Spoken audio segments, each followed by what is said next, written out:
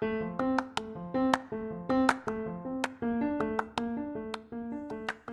you, welcome to Sacrilegious Discourse. I'm husband. I'm wife. And together we're reading the Bible. Starting with Genesis and eventually ending with Revelations, we're working through every book and offering our atheist 2 cents. Or shekels. Yeah, those. We're asking questions and pointing out all the nonsense. We aren't academics or scholars. Nope. In fact, when it comes to religion, we really don't know anything at all. What we've learned so far is that God's a dick. Oh, he really is, isn't he? If you're interested in how we reached this startling conclusion, maybe start from episode 1. Otherwise, jump in anywhere. It's all good. Yep.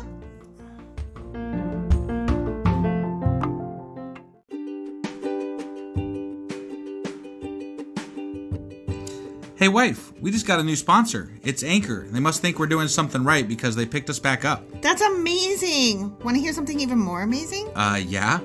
I actually know what they are. You are full of shit. I'm calling your bluff. Tell me about Anchor. Okay, so Anchor by Spotify is the easiest way to make a podcast with everything you need all in one place. I'm actually surprised you knew that, but did you also know that Anchor has tools that allow you to record and edit your podcast right from your phone or computer? Yes, because I see you do that on your phone all the time and it looks pretty simple. It really is, and when hosting on Anchor, you can distribute your podcast on listening platforms like Spotify and Apple Podcasts. But I use CastBox. Yeah, darling, I know you like CastBox. It gets distributed there too, and lots of other platforms as well.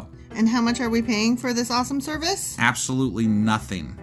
Coolio, so then we should tell people to download the Anchor app or go to anchor.fm to get started? Yep, do it now. Husband. Wife. Remember that time when I was sick about a week ago? I do. How's it going for you? I am dying. So now you have what I had. Yeah, I'm apparently. so sorry. Mm-hmm. Apparently I got you ill. That's why you have a grin on your face. That you're so sorry. That's what happens. I'm not grinning. I think you enjoy it when I'm sick. I hate it when you're sick. I fucking hate it because but I think you enjoy giving me a hard time. I enjoy giving you a hard time. That is undeniable. Right. I would never argue that fact. Right. Yeah. So, you remember when I was sick, but do you remember what happened on Friday? I don't remember 10 minutes before I fell asleep earlier, so no, God. I don't remember. You did fall asleep earlier, too. I did. You were snoring. I know. We put a movie on and you were snoring. Yep, it was annoying. I did. Okay, sorry. So what happened was Samson, he was all, I'm going to sleep with my wife, and the girl's dad was like, the hell you are. That's right. And then also there was something about a goat and something about he killed 1,000 men or something. Right. And they named the place Jawbone Hill. And then he ruled or judged for 20 years, not 1,000 years. Some shit like that. Right. And he was thirsty, so God let him drink out of a rock or some shit like that. Right. Yeah. So that all happened. That was Judges chapter 15. Okay. And now we're going to read Judges chapter 16. You think you can do it? I'll trudge through this. All right. Let's go.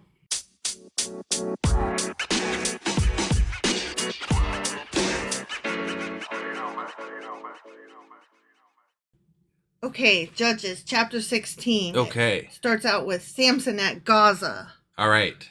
Isn't Gaza a thing that exists today? I mean, I know of the Gaza Strip. It's still there to this day. Yeah.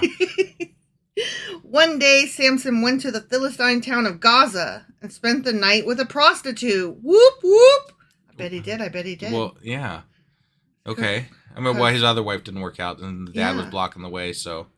And then they killed him, Yeah. So they couldn't have sex with her. Yeah. Yeah. Word soon spread that Samson was there. So the men of Gaza gathered together and waited all night at the town gates. Wait. Are these fucking idiots going to go try to kill him? I guess. Because he killed 1,000 people with a jawbone of a fucking donkey. Yeah. Are they idiots? I think so. Okay. Yeah. Why don't they kill him while he's mid thrust? Like make a good plan here. Don't wait outside the fucking gates. Right? They kept quiet during the night, saying to themselves, when the light of morning comes, we will kill him. That doesn't sound like being quiet to me. That sounds like singing. They said it to themselves. Right, but you don't sing. Oh, come on now. Okay, sorry. But Samson stayed in bed only until midnight. Because, when you're done fucking, you gotta go smoke a cigarette. Get on out. Get out. Yeah. You gotta skedaddle. Yep. Then he got up, took hold of the doors of the town gate, including the 2 posts, and lifted them up, bar and all. What? What the fuck? He put them on his shoulders and carried them all the way to the top of the hill across from Hebron. For no reason. Just right, felt like yeah, it. like what the fuck? Apparently they weren't as quiet. That's what I'm guessing. Yeah. Either that or God told him, hey, there's some dudes out here. So he just, as you do. But they didn't tell us why he picked up the fucking gate. He just picked up the gate. What? This is stupid. For no reason. This is so dumb. Uh-oh. Here comes Delilah, though. Oh. Samson and Delilah. Oh, boy. Here it is. Oh, boy. Okay. Sometime later, Samson fell in love with a woman named Delilah. First he screwed a prostitute. Then he fell in love with Delilah. And after he lifted the town gate. Right. But I'm just saying. Like, that's the fucking timeline we're on right here. But don't forget that before that, he had fallen in love with another chick at first sight. Yeah. No, I know. Yeah. I know. But I mean, just, prostitute, lift gate, Delilah. Yes. I'm just keeping track of time here. Okay. That's all. Got it. Who lived in the valley of Sorek. Okay. Yeah. That's who Delilah is. Is the Eye of Sorek there? No, stupid. That's the Hobbit stuff. That's Lord of the Rings. Is it Sorek, the Eye of Sorek? Sauron. Sauron. See, it's so close. Sauron? So close. Sauron? Yeah. I think it's Sauron. Yeah, I got myself confused there. That's okay. I don't know how to pronounce things. So right, yeah. It's all good. I'm sick. I'm dying. So, You know what? Not being sick wouldn't make this any better. Let's be honest. Right. The rulers of the Philistines went to her and said, "Entice Samson to tell you what makes him so strong and how he can be overpowered and tied up securely. Then each of us will give you 1,100 pieces of silver." Hold on. The guys that were waiting outside the gate, did they just, they've never really covered what happened to them. Did they just see him lift the gate and they're like, fuck this, we're out? No, they saw that happen and they were like, God damn it. And so now they're like, we gotta find a way to kill this motherfucker and neutralize him. So they were like, fuck this, I'm out.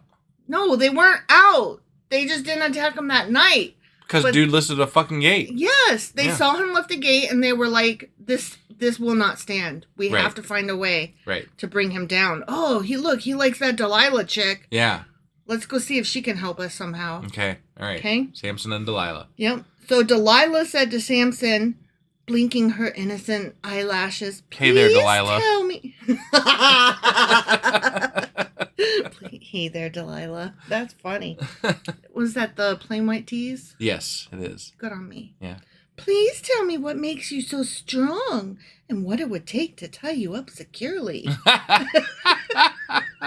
I mean, she's got no pretense. She's a great spy. That's awesome. Yeah. Samson replied, "If I were tied up with 7 new bowstrings that have not yet been dried, I would become as weak as anyone else."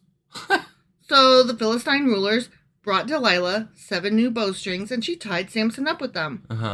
Yeah. She had hidden some men in one of the inner rooms of her house, and she cried out, "Samson, the Philistines have come to capture you!" Oh, no, not that. But Samson snapped the bowstrings as a piece of string snaps when it is burned by fire. Right, yeah, because he lied to her. Because why would he just be like, here's how you could tie me up. Right. Let's do some sex games. I mean, whatever. Yeah, this is stupid. So the secret of his strength was not discovered. Right. Was it not? It was not. Or the amount of his strength was right. not discovered. But dude, really strong. Yeah. Afterward, Delilah turned to him. "You've been making fun of me and telling me lies. I mean, you're trying to kill me. Yeah, Why right. wouldn't I tell you lies?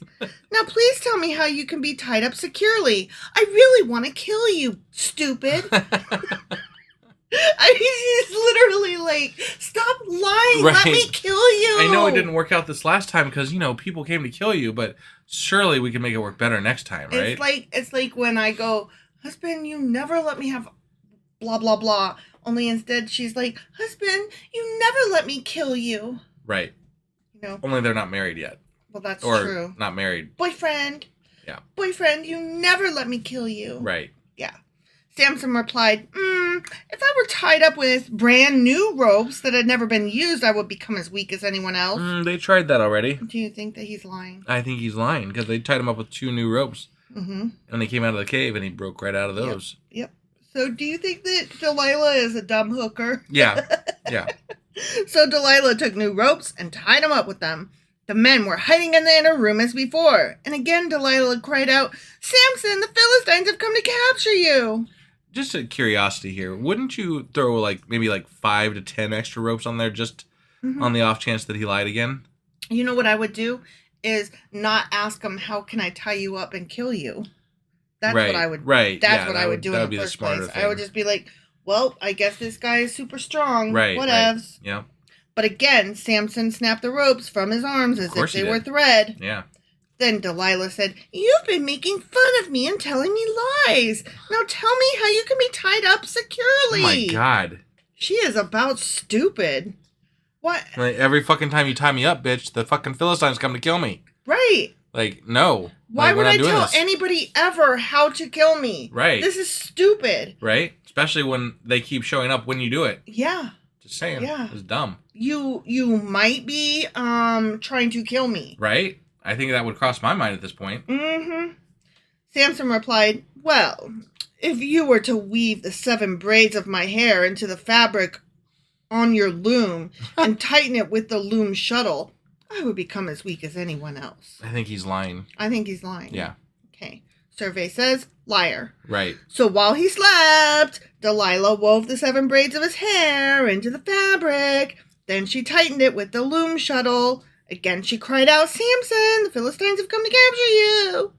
Yeah. But Samson woke up, pulled back the loom shuttle, and yanked his hair away from the loom and the fabric. Of course he did, because, you know. Because why wouldn't he? Right. Then Delilah pouted, how can you tell me I love you when you won't share your secrets with me? Yeah, You've made fun of me 3 times now. You shouldn't do that, Samson. You shouldn't make fun of her because she's only trying to kill you. I know. And you still haven't told me what makes you so strong. What an asshole. I hate it when they don't let me kill them. Right. God.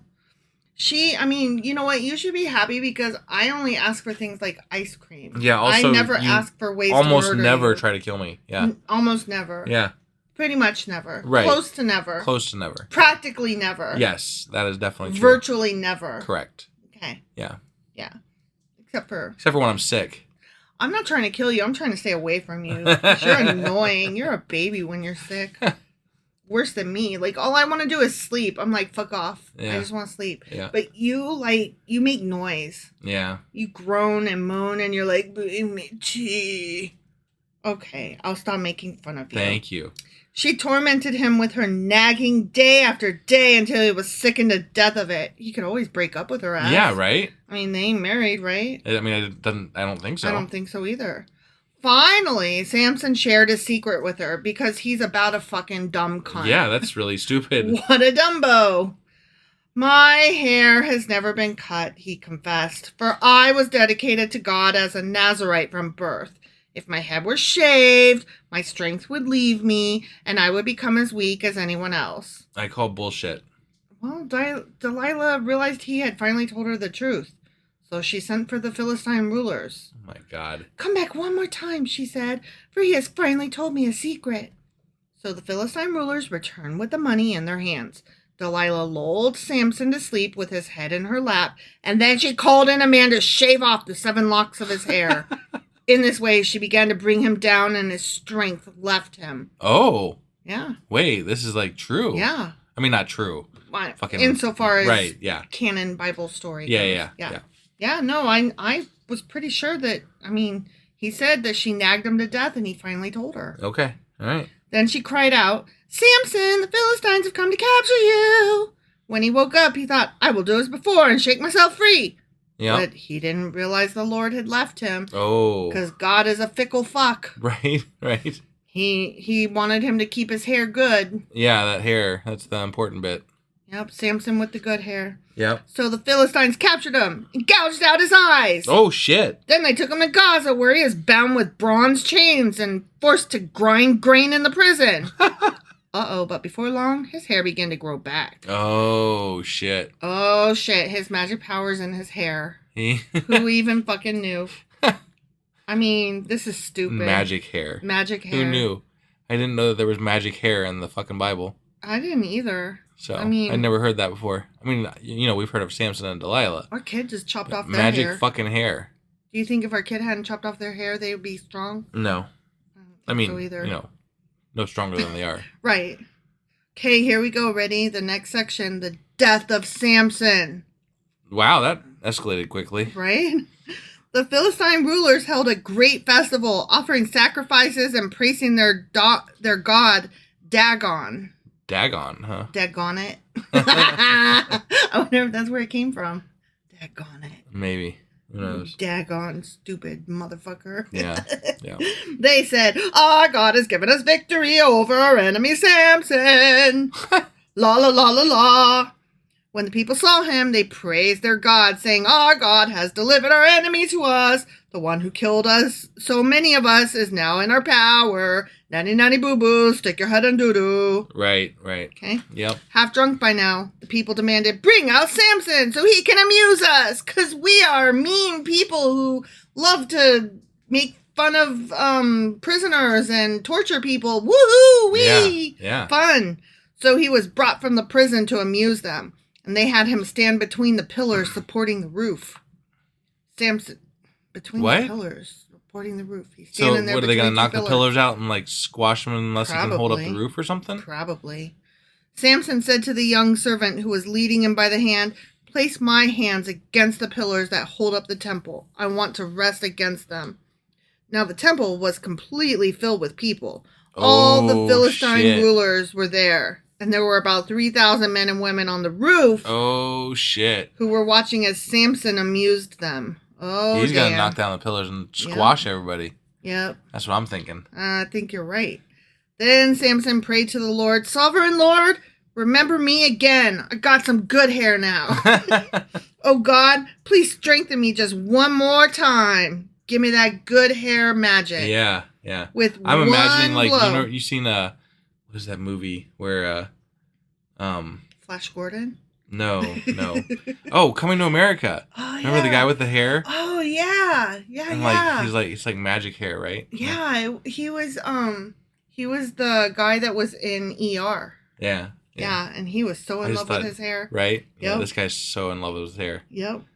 Okay, so he's praying to God. With one blow, let me pay back the Philistines for the loss of my 2 eyes. Oh, I forgot his eyes were gouged out. 2 eyes are worth thousands of men and women. Mm-hmm, sure. And kids. And God's like, I love murder. Murder's right, my bag. Yeah, why not? Let's do this. Then Samson put his hands on the 2 center pillars that held up the temple. Mm-hmm. Pushing against them with both hands, he prayed, let me die with the Philistines. Oh, my God. Guess he can't live as a blind man.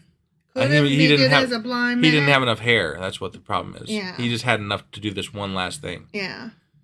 And the temple crushed down on the Philistine rulers and all the people. Oh, so he killed more people when he died than he had during his entire lifetime. Right. And I'm sorry, but that's a lot of fucking people. Mm-hmm. He's a murderous son of a bitch. Yeah. And God is too, because God let it happen. Right, and gave him the power to do it. And he told him he was going to do it. And this dude was like in God's favor. God liked this from birth. Birth? Yeah. I don't get it. God knew he was going to be a dick face and was like, yeah, but I like him. He's my dick face. And he kept letting them, kill people. Yeah. Like, okay, whatever. Later, his brothers and other relatives went down to get his body. They took him back home and buried him between Zorah and Eshtaol, where his father Manoah was buried. Okay. Samson had judged Israel for 20 years. Yeah. Well, I guess that was the whole story of Samson and Delilah. It's just don't tell a woman how they can kill you. Kill you. Yeah. Because she'll kill you. I mean, not just women. Don't tell anybody. Like, if you have a secret power, don't tell people what it is or how to beat it. Yeah. Right. Like if you're Superman, you don't want to tell people, I can be taken down with kryptonite. Yeah. Like, don't tell people. Yeah. Keep your weakness hidden, Right. That's, stupid. All right. I'm sick and dying, so all right. let's We're done, right? Wrap this up. Yeah, let's wrap this up. All right. That was Judges chapter 16. We will see you tomorrow for Judges chapter 17, and hopefully husband will be feeling much better. Yeah. See you guys. Bye.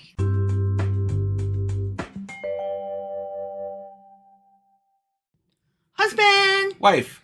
I know you're sick, so I will take pity. Is there anything at all you remember about yesterday? It seemed like we were done with Samson, maybe, and then there was Delilah who, like, told on him and stuff. She was like, won't you tell me how to kill you, please? Yeah. And she nagged him to death, and finally he told her, and so then they cut off his hair, and that's where his magic power was. Guess I just thought, I mean, like, magic hair and stuff, like, wow, that's crazy. But, like, Surely you hallucinated that in your illness? Right, yeah. But I also thought that the story of Samson and Delilah would be more substantial. Just because, you know, like, we know the names. Right? And there wasn't really much to it. So yeah, I'm wondering, like, what exactly were we supposed to take from that besides don't cut your magic hair if that's where your power is? Yeah, I don't know. I don't either. Yeah. So, but yeah, he's dead. He got his eyes gouged out and knocked down some pillars that killed him and several thousand people. Right, yeah. So, okay. That was Judges chapter 16, and today we're going to move on to a different judge in Judges chapter 17. All right, let's go do this. Okay.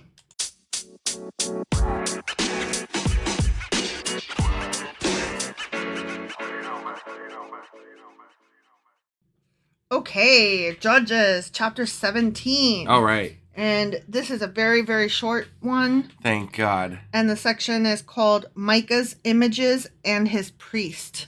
Okay. It sounds like, so a guy looks at porn and goes to church to confess his sins. Right? Right? That's what it sounds like, yeah. Okay, let's see if that's what happens. I doubt that's what happens, but... Yeah. I mean, you say images, and I think Pornhub. Right, yeah. Remember when Ted Cruz was like, I didn't click like on that. Somebody else got on my profile and did it. Yeah. And I'm like, it wasn't a big deal till you denied it, asshat. Right. Okay, here we go. There was a man named Micah. Was there now?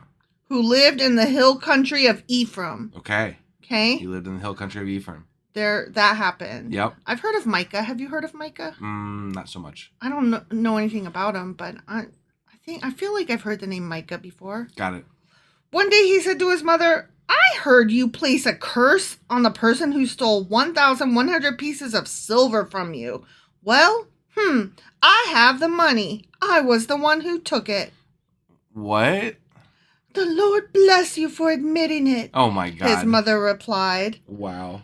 He returned the money to her, and she said, I now dedicate these silver coins to the Lord. Oh, my God. In honor of my son, I will have an image carved and an idol cast. Oh, yeah. Yeah, praise your son. That's going to go over well with God. Yeah. So when he returned the money to his mother, she took 200 silver coins and gave them to a silversmith, who made them into an image and an idol. And these were placed in Micah's house. Oh, okay. If I came home and your mom had put a picture of you in our house, I would be asking some questions like, okay, I'm sorry, but excuse me, why did you do that? Right. And how do you have a key that I don't know about? And tell me again, why did you do that? Right. I mean, I think you're great and all, but yeah, I don't think your idol mom sneaks into our house and drops off a fucking silver idol. Right. Great. Yeah. Micah set up a shrine for the idol. And he made a sacred ephod and some household idols. Damn, he was so into himself. Right? Yeah, if you did that, I would kick you in the wiener. Just because he stole money and then decided to be honest about it? Right. Like, this is crazy. Right? I mean, okay, so when I was 4, I stole a peppermint patty. There, can I have an idol now? Right? Yeah. Then he installed one of his sons as his personal fucking priest. What the fuck? He's so into himself. Wow. Are we supposed to like this guy? I don't know yet. Okay, well, I mean, I feel like he's a judge and God likes the judges, you right? Think? You think? I haven't heard anything about God in him yet. So. I don't know. In those days, Israel had no king. All the people did whatever seemed right in their own eyes. Oh, okay. Okay, because you need a king to tell you what's right. Okay. Sad king. And God's can't possibly tell people what's going on or that they're there or right. that they should worship them. Yeah. Because they just don't have enough power, apparently. Apparently, God is bored of his people. Yeah. He's out. Right. He checked out. Yep. Oh, hey, one day, a young Levite who had been living in Bethlehem in Judah arrived in that area. Oh, okay. He had left Bethlehem in search of another place to live, and as he traveled, he came to the hill country of Ephraim. Yeah. And he happened to stop at Micah's house as he was traveling through. Okay. Okay? Yeah. Lead up. I mean, I'm thinking he's a Levite, so he's not going to be happy with the idol and shit, but... I have no fucking idea, honestly. Right. Where are you from? Micah asked him. He replied, I'm a Levite from Bethlehem in Judah, and I am looking for a place to live. Stay here with me, Micah said, and you can be a father and priest to me. What? What? I will give you 10 pieces of silver a year, plus a change of clothes and your food. Oh my God. The Levite agreed to this. Wow. And the young man became like one of Micah's sons. Okay. I thought he was going to be a father. Yeah. So Micah installed the Levite as his personal priest. Interesting. Personal Jesus. And he lived in Micah's house. Huh. I know the Lord will bless me now, Micah said, because I have a Levite serving as my priest. Yeah, I don't think so. I mean, this sounds exactly like not stuff that sounds God's like going to... check the box bullshit, right? Well, no, he's building idols of himself and like... enslaving somebody. I mean, no, this is all bad. But it sounds like he's like, but what? I checked all the boxes. I made a picture of pretty. Right. And therefore... And he doesn't know, so, you know. Yeah, he can't be held responsible. I mean, if he goes out and kills people and rapes people, he can't be held responsible for having look at Samson. Morals. God favored Samson, right? And Samson was a piece of dog shit. Exactly. So this guy's not so bad yet. It's so funny how you and I are godless, yet somehow we manage to have morals. It is funny, isn't it? And it's not like we left the church so we were like brought up with morals. Right, we just never were there. We just never had church in our life, and somehow magically we just have morals, and we don't build idols and stuff. So weird, right? It's odd. It's almost like decency. It's almost like you don't need God. It's almost like decency has nothing to do with a higher power. Right. Interesting. It's really interesting, yeah. Huh. Well, there's some food for thought for everybody. Go think on that, you guys. Go sit on that and take a shit. Okay? All right. So that was Judges chapter, what was that? 17. 17. Tomorrow we are doing what? Judges chapter 18. All right. Hopefully I'll be feeling better by then, and we will see you guys then. Yup.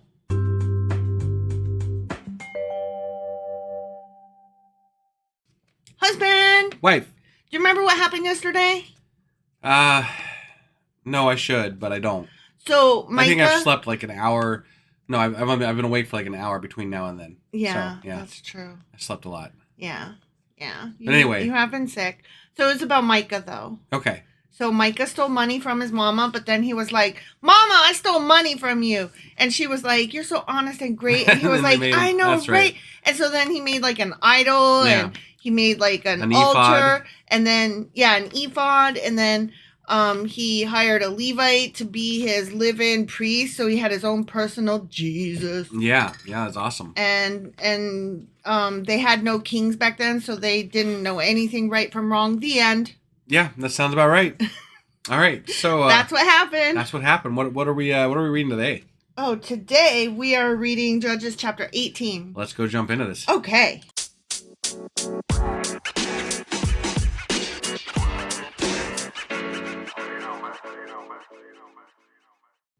Okay, Judges chapter 18. Okay. Micah and the Danites. It sounds like a band. Gem and the Holograms. Right, yeah. Okay, now in those days, Israel had no king. No kings. Remember? Yeah, I remember. Okay, that's how it starts. Okay. Now in those days, Israel had no king. No king. None. 0. And the tribe of Dan. What? Tribe of Dan? Was trying to find a place where they could settle. Wait, I thought they already had a place to settle. For they had not yet moved into the land assigned to them when the land was divided among the tribes of Israel. This is like hundreds of years later. Well, they were still having a hard time. I thought... Wait. This is going back a bit here, but like... I thought they conquered all this shit when Joshua was around, and now we're 400 plus years later, and like they still haven't settled in their land. They never do. I don't know if you're aware of this, but they never do. I think they lied to us earlier. That's all. Yeah, I mean, they did. They were like, "Yeah, we got this on lock." Anyways, but there was a few here and there. And right, here. Yeah. That's what the whole rest of this I know, is but about. like to say that there was a few left, and then now we find out, they never settled. Yeah, ever. That's a whole different thing. Yeah. So, okay. Well, they were making sure you're paying attention, which you are. Finger gun. It's kind of funny. I randomly picked on the tribe of Dan, like I know who knew forever ago, mm-hmm. and they're kind of they're a thing. They're a thing. Yeah. They're in the biblical zeitgeist. I'm very happy that I picked them. I'm really happy with the word zeitgeist. Yeah. We used it like 10 times tonight. I said 3. You said 10. Yeah. Somewhere in the middle. I think it was 3. It's probably like 6. It was probably like 3. That's a heavy word to just throw around. I mean, 3 is heavy usage of that word. Yeah. So I will give you 3. Okay. All right. Okay. 6. Fuck off. So the men of Dan, the men. Yeah. Not the lady folk. Of course. They chose from their clans 5 capable warriors from the towns of Zorah and Eshtal. Okay. To scout out a land for them to settle in. Okay. Whoa, your printer is making noises. What the hell's going on here? What is happening? I don't know. It's we're gonna ignore. Ghost. We're just gonna ignore that though. Oh, okay. And we're gonna go on. Okay, I'm sorry. It's just that it was like it made a noise and I could ignore it, but then it kept noising. Yeah. And I was like, oh, ghost. Nope, we're gonna ignore that. Okay. Just pretend like it's not happening. Okay, so anyway. Yep. They were scouting out a land for them to settle in, and the land that they were supposed to settle in. Okay. Got it? I mean, kind of, I guess. What? I'm very confused, though. Like, they had a land to settle in. What the fuck are they scouting? They're scouting out where the people aren't. Okay. Right. Home on the range. When these warriors arrived in the hill country of Ephraim, they came to Micah's house. Oh, okay. And spent the night there. Yeah. Every time I see the word Micah, I can't help but think of Mickey Mouse, and I don't know why. Like, it's nothing the same. Yeah, no. But Mickey Mouse. You're a little manic tonight. They stayed at House of Mouse, Micah Land. Yeah. Okay, I am a little manic. I'm sorry. Right. Yeah. Okay, so while at Micah's house, House of Mouse, they recognized the young Levite's accent. Remember, he had hired a Levite to be his priest, right? Yep. And they those scouts, they recognized the Levite's accent. Got it. So they went over and asked him, "Who brought you here? Yeah. What are you doing in this place? What the fuck are you doing here? Why? Why are you here?" Yeah.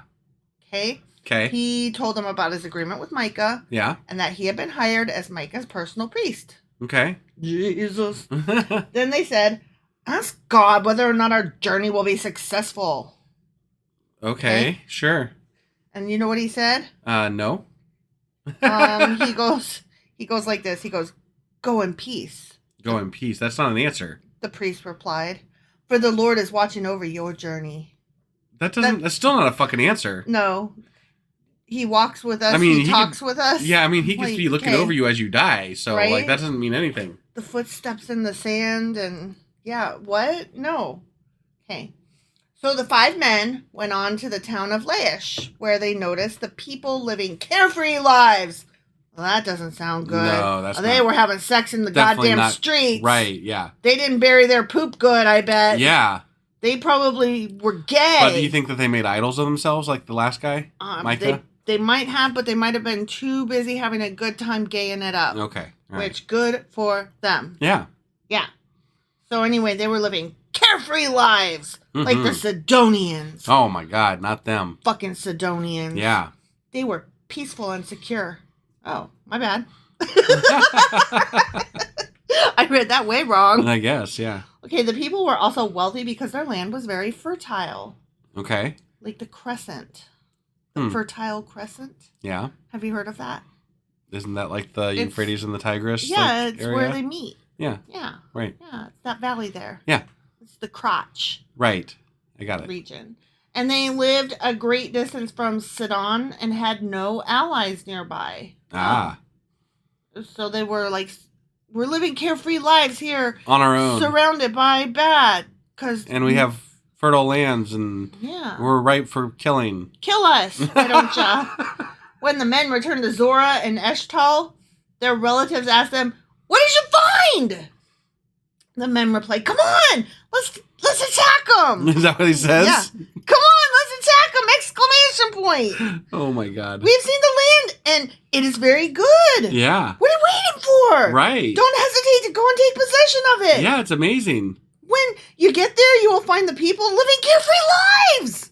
Yeah, exactly.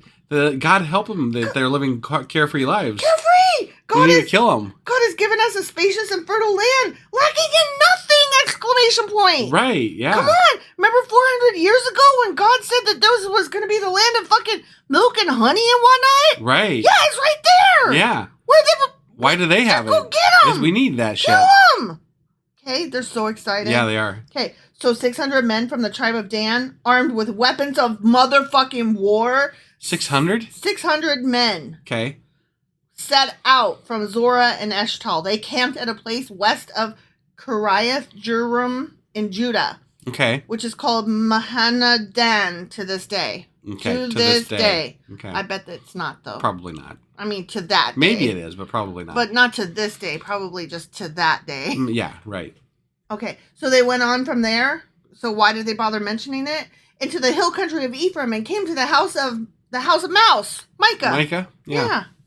Okay, the 5 men who had scouted out the land around Laish explained to the others, "These buildings contain a sacred ephod, as well as some household idols, a carved image, and a cast idol. What do you think you should do?" You should kill them because, I mean, they're not supposed to have those things. They're not supposed to have those things. Then the 5 men turned off the road and went over to the house of Mouse, Micah's house, where the young Levite lived, and greeted him kindly. I'm confused. Okay. Yeah, I'm a little confused myself. Maybe they're waiting for magic hair. I don't know. Yeah, okay. There you go.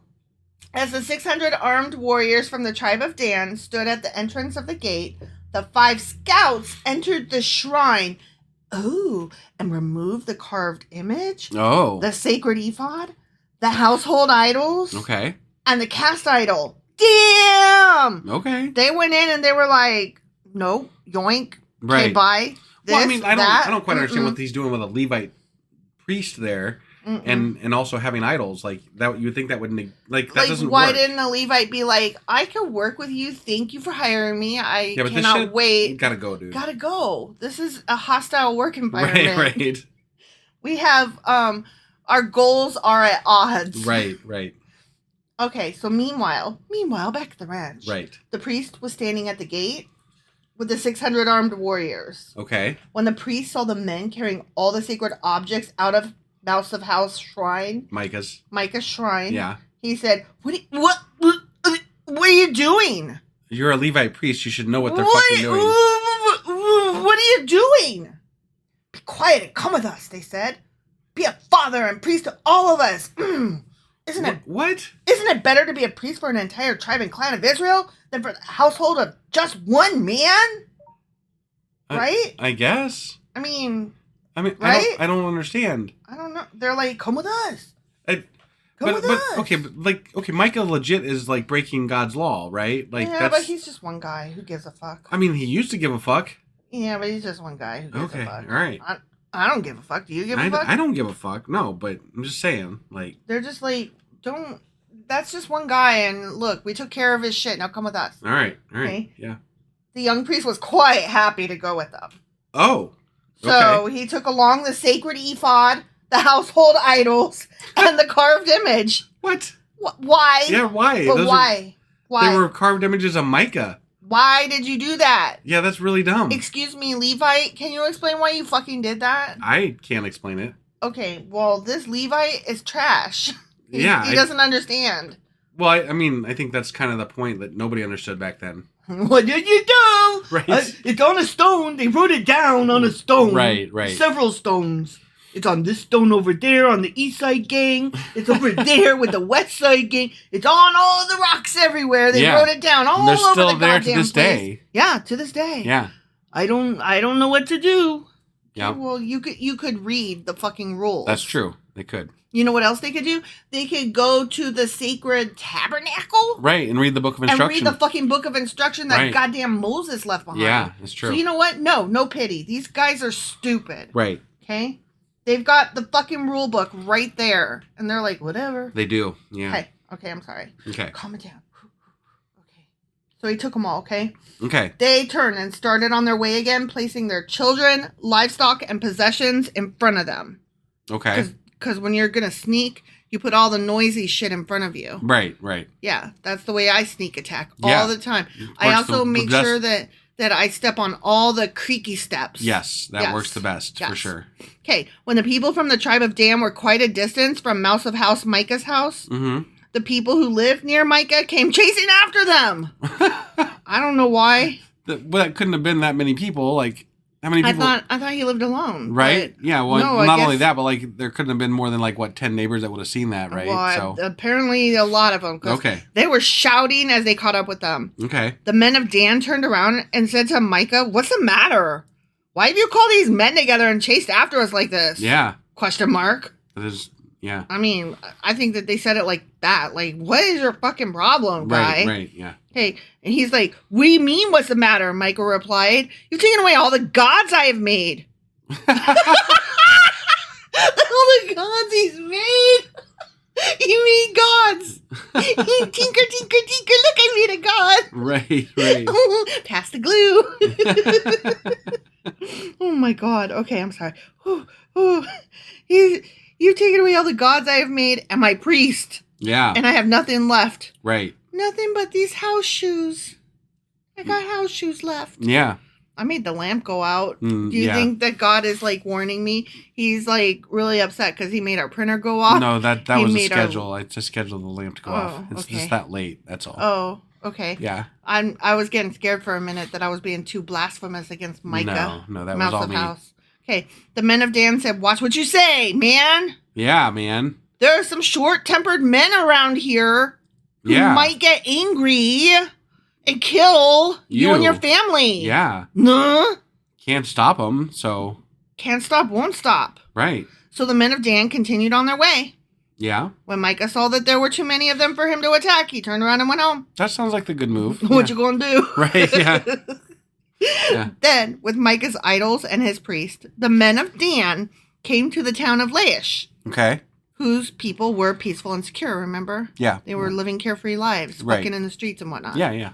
Okay, they attacked with swords and burned the town to the ground, as you do. Right, because, they were carefree. Because murder's good. Yeah.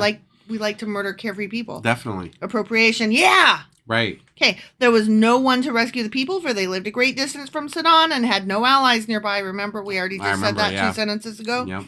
This happened in the valley near Beth Rehob. Okay. Okay, who cares? Then the people of the tribe of Dan rebuilt the town and lived there. Yeah, I bet they did. Okay. They renamed the town Dan after their ancestor, Israel's son. Didn't we already name the town Dan? Probably. Can you have too many Dans? I mean, you're right.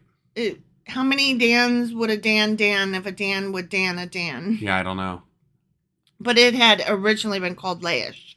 Because we already said that.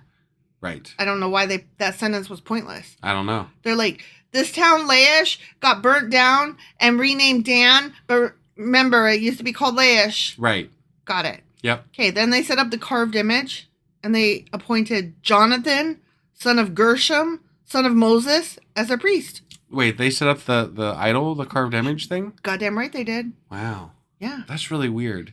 They learn nothing. They learn nothing. They're stupid. They deserve everything that comes to them. This family continued as priests for the tribe of Dan until the capital E exile. Until the exile, huh? There's an exile coming. Apparently. There is an exile coming. A capital E exile. Damn. I thought we already did an exile, and I thought that was like Exodus. Well, that was them leaving on their own accord. This is an exile. This sounds less like their own accord and more like forced out. This sounds like Adam and Eve exiled from the garden. Right, but God's less hands-on now, so I bet he, get somebody else to do it for him. Probably. They probably just get their ass beat a lot. Right, yeah. Is my guess. That's my guess, too. So Micah's carved image was worshipped by the tribe of Dan as long as the tabernacle of God remained the motherfuckers Shiloh. The end. They stole his idol of himself. They stole his idol of himself. And stole his priest. Yeah. And then they worship his idol. Yeah. But they wouldn't let him chase after them and be like, what the fuck, guys? Give me my picture of me back. Right. Yeah. But no, they worshipped it. Yeah. I don't understand. I don't either. That is so stupid. Yeah. That's like one of the... Oh, God. What is wrong with these people? They deserve everything that they get. They're pretending to be godly, right? Mm-hmm. And yet they're worshiping idols. They're like, you shouldn't worship idols. Give me that so I can worship. But they're also up, they're killing people like God would want them to do too. So I mean, like, it goes both ways, I guess. It is very hard to. I'm kind of confused. How are we to what lessons do we learn? How do we? I have learned jack shit from this as far as lessons. You know what? I am a very moral person because you know how many people I have killed? None. Yes, me too. And do you know how many gods I've created? None. Right. Do you know how many idols I've stolen? None. Yeah. None. I did buy what is that Tibet guy? Not the Buddha one with the belly. The Dalai Lama? Is that the one where he's Dalai Lama. Okay, yeah. I did buy one of those because I kind of liked it, and I was like, "You be peaceful at me." What? Are you talking about? The Dalai Lama is still alive. No, I bought a fucking decoration statue. The Buddha. No, the Buddha's the one with the belly. Yeah. Okay, this is not the belly guy. This is the one where he's sitting cross-legged, and it's like a. Oh, what is it called? God damn it. I have no idea what you're talking about. Okay, well, I will have to figure that out and get back to you. Yeah, you will. I can't ever remember, but it's not the Buddha. Okay. It's some other thing. Okay. But I didn't buy it as an idol to worship. I bought it because I was trying to do some Zen peace in my life. Sure. Yeah. Okay. And I was like, if I look at that, maybe I'll get some fucking peace. It didn't work. Got it. Because you have to actually, try to be peaceful. You can't just be statue, I'm looking at you. I want to feel peace. Yeah. It doesn't work like that. So I'm still a little bit sick and I have to cough. So we should wrap this up here. Ready, go. So that was... That was Judges chapter 18. And tomorrow we'll do Judges chapter 19. And hopefully you will feel better. Yeah. All right. We'll see you guys then. Bye. Bye.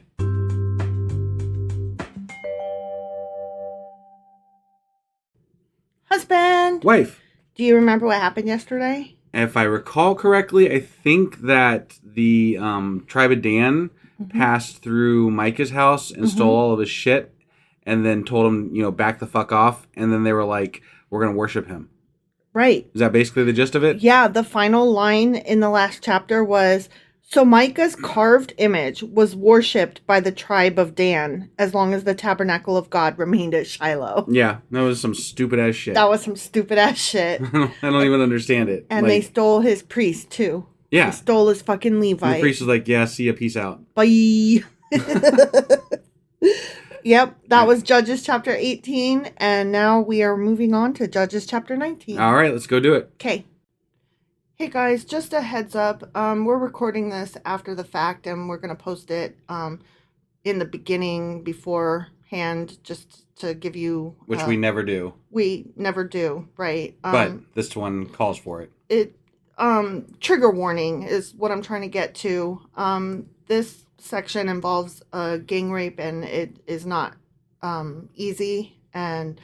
I kind of lost my shit a little, so apologies in advance, and, feel free to skip this one if it's not for you. It certainly wasn't for me. All right. See you in the next section if you're still here. Yep.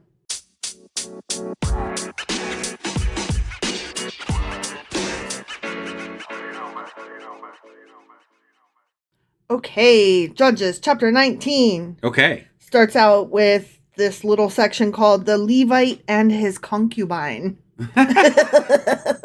Wow. I mean, it just goes right in. Yeah, I thought the Levites were married to God type things. That's what I thought. Although, I mean, I guess, no, they couldn't propagate if they weren't. No, that doesn't make sense. I know, but still, I thought they were godly. They are, but that doesn't mean you can't have, 80 wives, piece.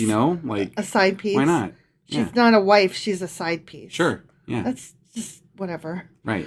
I mean, okay, there's polygamy, which, if it's consensual is fine. And then there's a man and his wives and concubines. Right. And that's just something different. Yeah. Ugh. And earlier in the Bible, there was the, having sex with your slaves. Right. So. Yeah. I mean, my God, just whatever. Yeah. Okay. Yeah. So now in those days, Israel had no king. Remember? Yeah, I remember. They say that every chapter. And that's why they can't do anything correctly, because there's no king. Yeah, they don't know right from wrong. No, because there's no king. Because there's no king. Somehow we don't have a king and we have morals, but they didn't. Right, yeah. I don't know what they do. Well, they might say we have no morals. Well, I definitely know that having a concubine ain't right. Right, yeah. So, but that's because they don't have a king. Well, I don't have a king either. I know. I'm just saying. Okay. There was a man from the tribe of Levi living in a remote area of the hill country of Ephraim. Okay. One day, he brought home a woman from Bethlehem in Judah to be his concubine. Better watch out. Those neighbors are going to start talking. And maybe his wife will be the one leading the chat.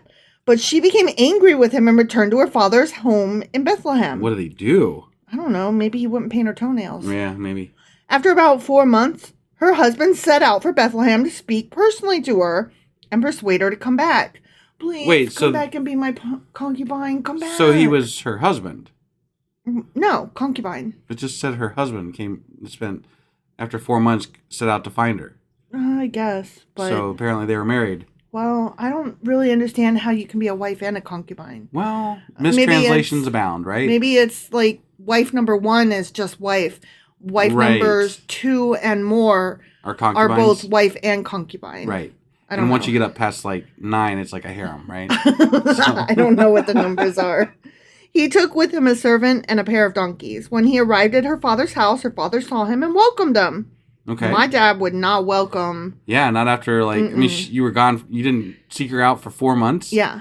And then she left for some reason. Yeah. So something happened. Her father urged him to stay a while, so he stayed 3 days, eating, drinking, and sleeping there. On the 4th day, the man was up early, ready to leave, but the woman's father said to his son-in-law, "Have something to eat before you go." Yeah. This is getting suspicious. Right? Yeah. He acting sus. Yeah. So the two men sat down together and had something to eat and drink. Okay. Then the woman's father said, "Please stay another night and enjoy yourself." This is so sus. It's not good. I'm wondering here. The man got up to leave, but his father-in-law kept urging him to stay. So he finally gave in and stayed the night. I would not. Right. I would be like, something's definitely up. Yeah. Why do you need me to stay so bad? Yeah. What is happening? Are you slowly poisoning me? I'm out. Bye. On the morning of the 5th day, he was up early again, ready to leave. And again, the woman's father said, "Have something to eat. Yeah. Then you can leave later this afternoon." Definitely. Yeah. So they had another day of feasting. Okay. All right. Yeah. I mean, he's not dead yet. How long is this going to go on? I don't know. Later, as the man and his concubine and servant were preparing to leave, his father-in-law said, "Look, it's almost evening. Just stay tonight and enjoy yourself. Tomorrow you can get up early and be on your way." Tomorrow.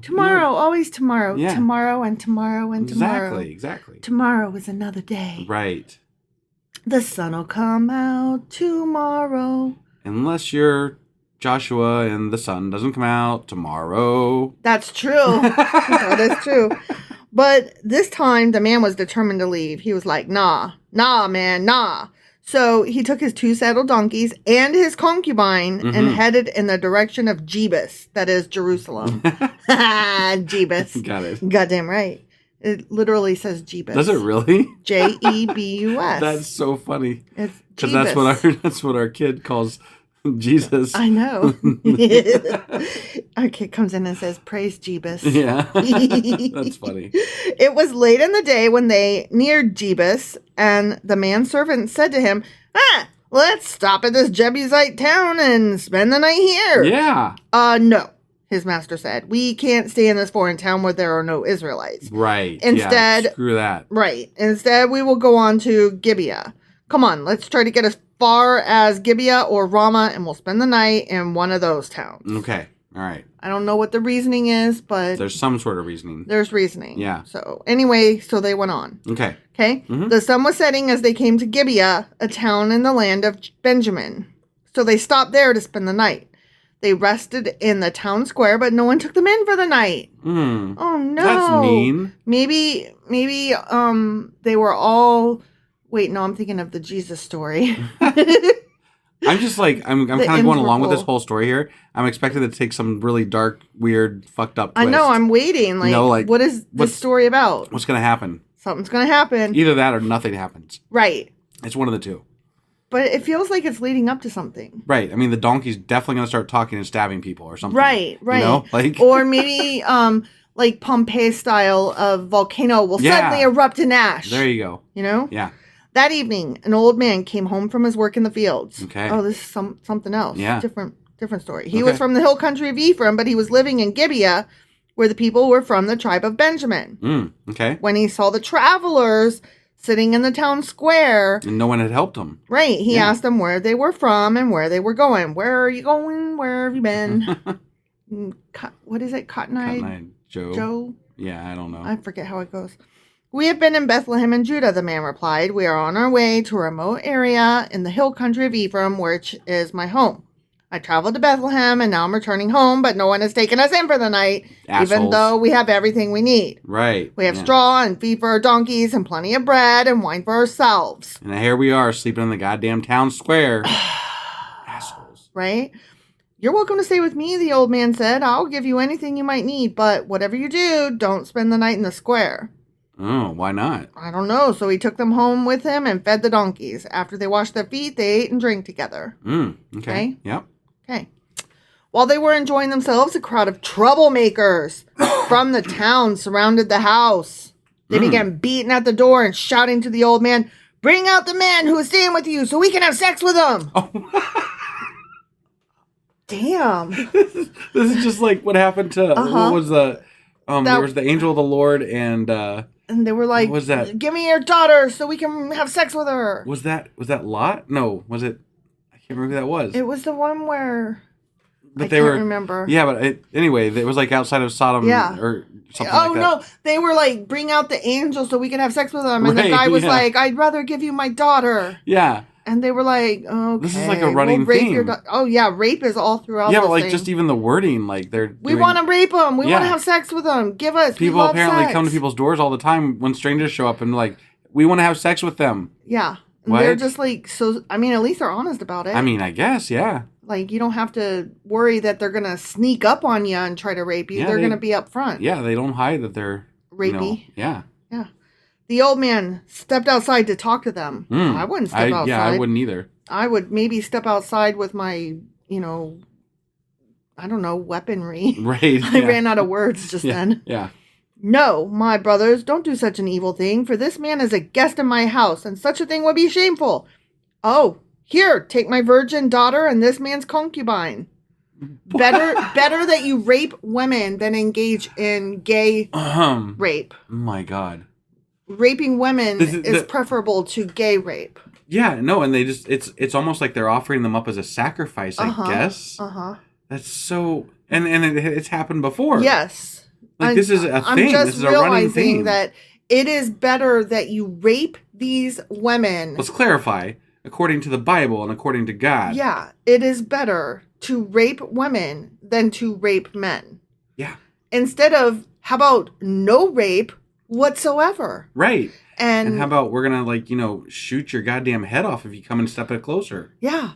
Yeah. I mean, I know they don't have guns, but, something. Okay. Drive a pitchfork through your How about eyeball. God steps in? God has guns. Yeah. He's got magic guns. Yeah. Why can't God kill all the rapists? I don't even know who God hell likes anymore. Who even Or he knows? doesn't. I don't even know what this is all about. Like, why are we learning about... Who cares? Oh my God, this is going to get bad? It's continuing bad. Oh. My daughter and this man's concubine.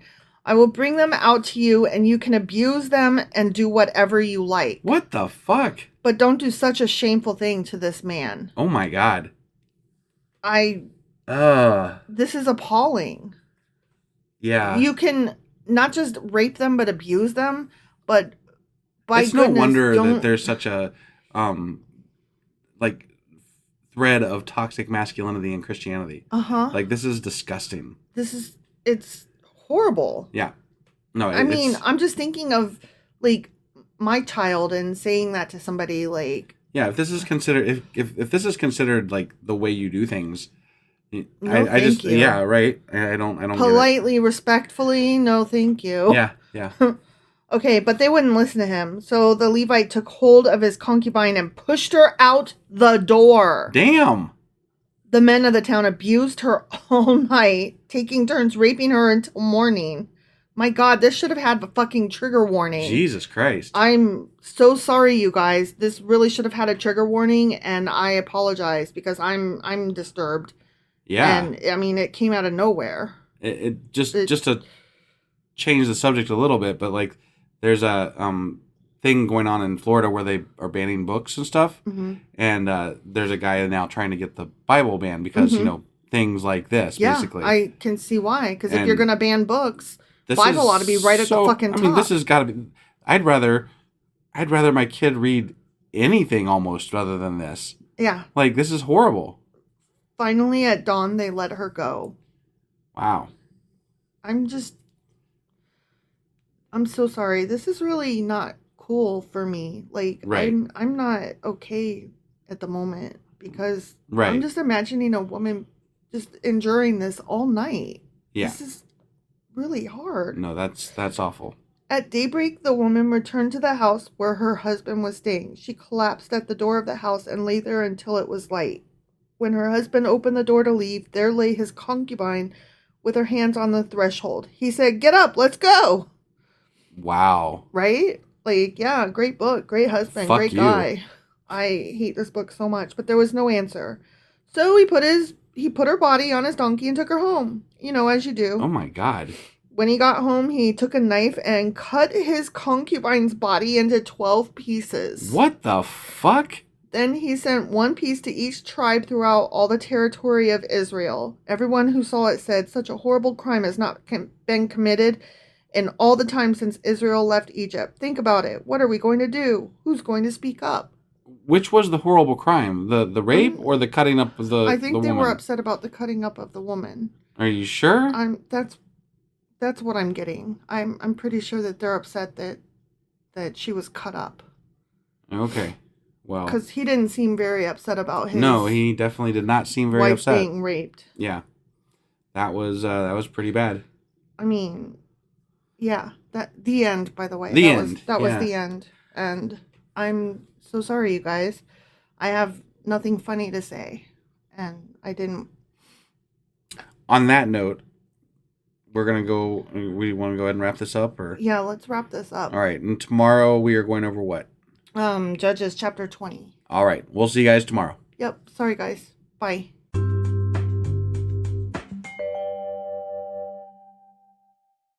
Husband! Wife! I'm sorry. No, don't stop it. Don't stop it. Let's keep going. Okay. Are you sure? Yeah, well, the first time we tried this, I choked. And now you've got the giggles because you choked. Yeah. Also, good because Lord. I was holding my breath because I was like, I'm going to do it good this time. Yeah. And so then it came out. Yeah, the harder you try, the worse it goes, right? Sorry.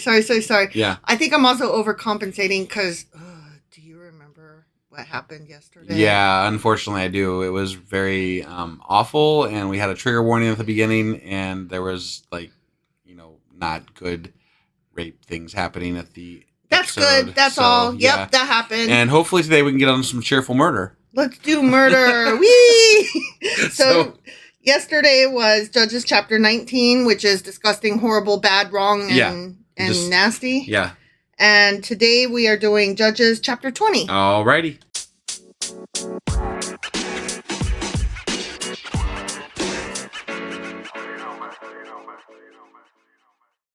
Okay, Judges chapter 20 starts with the war against the Benjamites. The Benjamites, huh?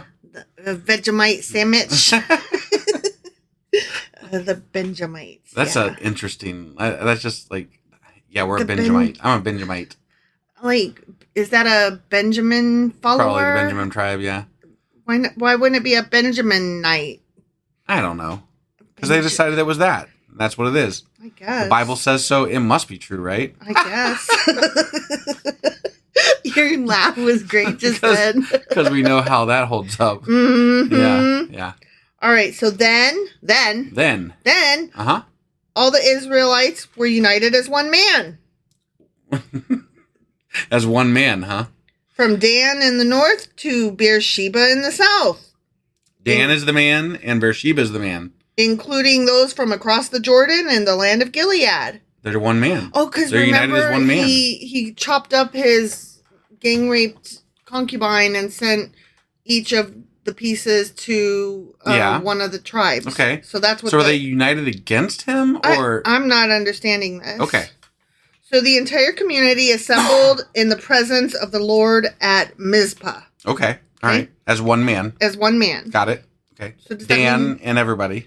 Does that mean they just sent one man, or does that mean they all went? Well, I think assembled means that they came together like Avengers. Like it was. Yeah, it was like the what are those robot giant cats from when we were younger that formed in Voltron, right? Wasn't it Voltron? I think so. Is that the right one? Thundercats. Maybe?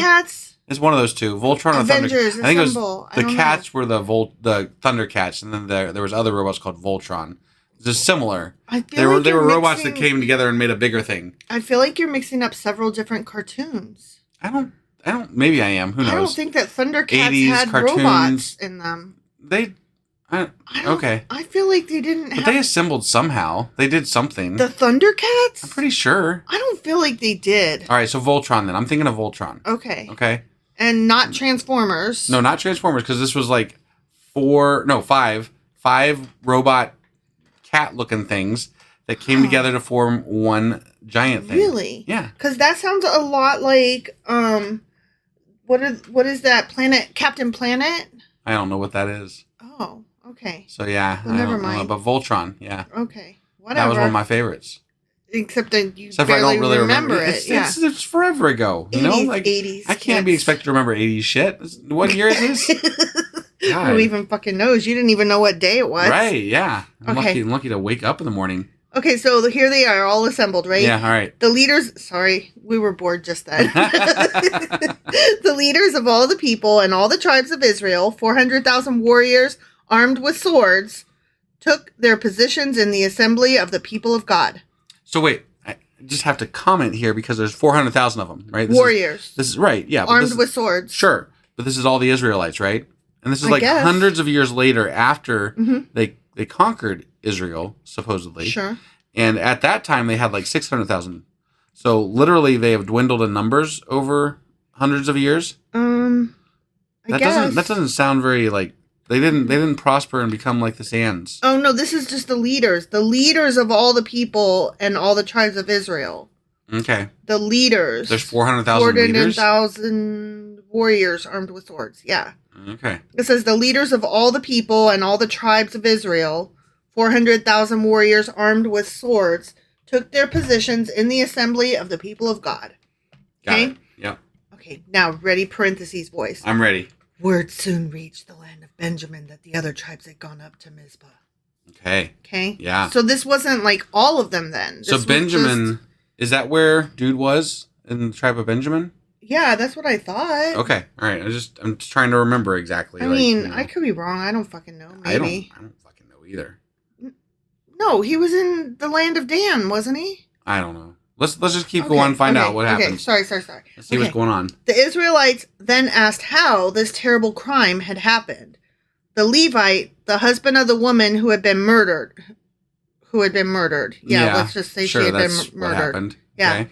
Said, my concubine and I came to spend the night in Gibeah, a town that belongs to the people of Benjamin. Uh-huh. That night, some of the leading citizens of Gibeah surrounded the house, planning to kill me. And they raped my concubine until she was dead. Mm-hmm. So I cut her body. That's not exactly what happened. She wasn't dead until... They didn't say she was dead until he cut her up. Did they? No, she was dead. Oh, she was dead. Okay. Yeah. All right. He said, get up. And she didn't get up. Oh, because she was dead. Okay. All right. So the fault is on the people that were raping her to death, apparently. Right. Okay. Except that they threw her out instead of him. Right. No, I mean, so they could rape her instead. No, I don't agree with what happened there at all. Right. Like that was, wow. So they raped her till she was dead. Yeah. So I cut her body into 12 pieces and sent the pieces throughout the territory assigned to Israel For these men have committed a terrible and shameful crime. Mm-hmm. Sure have. Yeah. Now then, all of you, the entire community of Israel, must decide here and now what should be done about this. Motherfuckers. I mean, we're going to war, right? That's why you got the warriors. I think he's pretty fucking pissed, but yeah. I think that he's like, better her than me, but it still sucks, though. I mean, this sounds like, okay. If all you got to do is say that this happened, and then all your people go to war against this people that you want them to go, like one dude is saying, "Hey, this happened to me," right? And I cut her up afterwards and sent her to you, and now we need to go to war against these people over here, right? Take one dude, can just start a war because he says so. Like maybe he just didn't agree with their way of living, and it had nothing to do with what actually happened. That's true. So who knows? Saying. So he said that, and then all the people rose to their feet in unison and declared, "None of us will return home. No, not even one of us. Instead, this is what we will do to Gibeah. We will draw lots to decide who will attack it."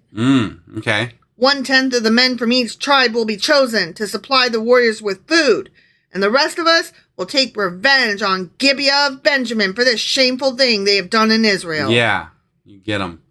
I mean, it is shameful and it is awful, but is it shameful that they were trying to rape anybody? Is it shameful specifically that they raped her? I feel like who knows? I feel like they're really more mad about the implied homosexuality that they were trying to make happen. Seems that way, but they don't implicitly say that. No, they aren't expressly saying it, but I feel like that's what they're really mad about. Right. There is this undertone of, they don't like that kind of behavior. And I mean, like I said, he's basically like, it sucks that she died, but better her than me. Right. And I'm like, but why? Why better her than you? Right. Because men are awesome and because no homo? I mean, that's kind of don't say gay. That's the underlying theme of the Bible so far, isn't it? Like men are it's all awesome about men and don't be gay. Women suck and don't be gay except that we all of us to a T are. Right. Yeah. I mean, every single fucking one of them, and it's like you guys keep acting like this thing is shameful. Maybe you should just all be gay because you seem to all be gay. Right. Like you're so fucking hung up on it. Seriously, you 100% all of you must be gay. Right. That's the feeling I get. I don't know. Maybe I'm wrong. Whatever. They just seem awfully worried about penises is all. They definitely are that, yes. So all the Israelites were completely united and they gathered together to attack the town. Mm-hmm. The Israelites... War is good. I love war. Yeah. I mean, you know what? Those fuckers get what they get, honestly. Okay, but was it literally the entire tribe or was it 10 people? It was 10 people. You know what I mean? That's I'm not saying that they weren't wrong. No, but you're gonna kill the entire tribe for what 10 people did? Maybe send a letter and be like, hey, these guys, we can call them out in a lineup. Yeah, maybe context, maybe talk to us. Are you guys all rapey or was it just these 10 guys? Right. I don't know. Yeah. Maybe your whole fucking town is rapey, in which case, yeah. Right, sure. I mean, if we find that out, we will burn you. But yeah. The Israelites sent messengers to the tribe of Benjamin saying, what a terrible thing has been done among you. Give up those evil men, those Okay. All right, fair enough. Okay. Yeah. Those troublemakers from Gibeah, so we can execute them and purge Israel of this evil. Okay. Fair enough. I mean, that's, they didn't go after the whole town. They're asking for the people and not just going straight to war, okay? But the people of Benjamin would not listen, so burn them all. I guess. Fuck them. Sorry. I'm an asshole, but I have personal stake in this, and I say fuck them all. But again, I'm just going to say this out loud. This is one dude making a claim that these people did this, and maybe they didn't actually do it. But he was at a B&B, and the guy at the B&B is also a witness to this. Right, but maybe I don't know. I'm just saying. You don't know? It's one person. It's two people. Two people that could have conspired. Okay, but it's a B&B owner who's from there. He could have been paid off. You think? I mean, it's possible. I don't know. Just saying. I don't know. I'm just saying. It's possible. I'm a little I'm a little cynical. I'm sure that they're going like, this is really what happened, and they're legit, going to go to war with them to, fix this problem. So, okay, we'll give them that. Okay. I don't know. This isn't the first time in the Bible that people have been like, hey, we like to be rapey. Send out your man so we can be rapey. That's why I'm saying that's probably what actually, like, they're, this is what they're actually saying. It's just that I personally am very cynical and say, well, two people conspired to start a war. So, like, that would be so easy to do, I guess. That's all. That's all I was getting at. Okay. Maybe. I don't know. Okay. Instead, those Benjaminites, That's hard to say. Yeah, I forget. Those guys, they came from their towns and gathered at Gibeah to fight the Israelites. Damn. Yeah. I mean, aren't the tribe of Benjamin, they are Israelites. They are Israelites, yes. So the Israelites were fighting the Israelites. Yeah. Okay. Just making sure I had this correct. And apparently it's the Gibeonites I'm guessing they're a subclan of the Benjamites or Benjaminites. I think so. Yeah. I don't know.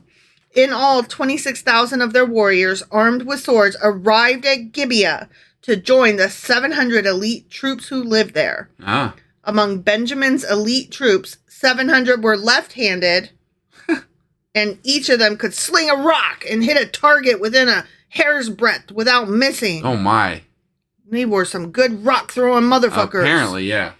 Israel had 400,000 experienced soldiers armed with swords, not counting Benjamin's warriors. But they're shit at throwing rocks. And they are not left-handed, question mark? Right? Like, who gives a fuck? Well, I mean, I think it's supposed to be like left-handed was viewed as evil and weird. Oh, okay. So they're like, those left-handed motherfuckers. Right. I think it's supposed to be insulting and derogatory. That's so weird. Like, you big-nosed asshole or something like that. Right. I don't know. Fair enough. And I'm just guessing here. Yeah. Before the battle, the Israelites went to Bethel and asked God which tribe should go first to attack the people of Benjamin. I thought they drew lots. Well, I thought that's what they were going to do, but the Lord answered. Oh, okay. Judah is to go first. Okay. So the Israelites left early the next morning and camped near Gibeah. Okay. Then they advanced toward Gibeah to attack the men of Benjamin. Okay. But Benjamin's warriors, who were defending the town, came out and killed 22,000 Israelites on the battlefield that day. Damn. I guess God How was many on did they their lose, side. though? Because they only had 27,000 to begin with. So. I don't know. But the Israelites encouraged each other and took their positions again at the same place they had fought the previous day. For they had gone up to Bethel and wept in the presence of the Lord until evening. Uh-huh. They had asked the Lord, should we fight against our relatives from Benjamin again? And the Lord had said, go out and fight against them. Wait, didn't he have their back the first time? I guess not. I mean...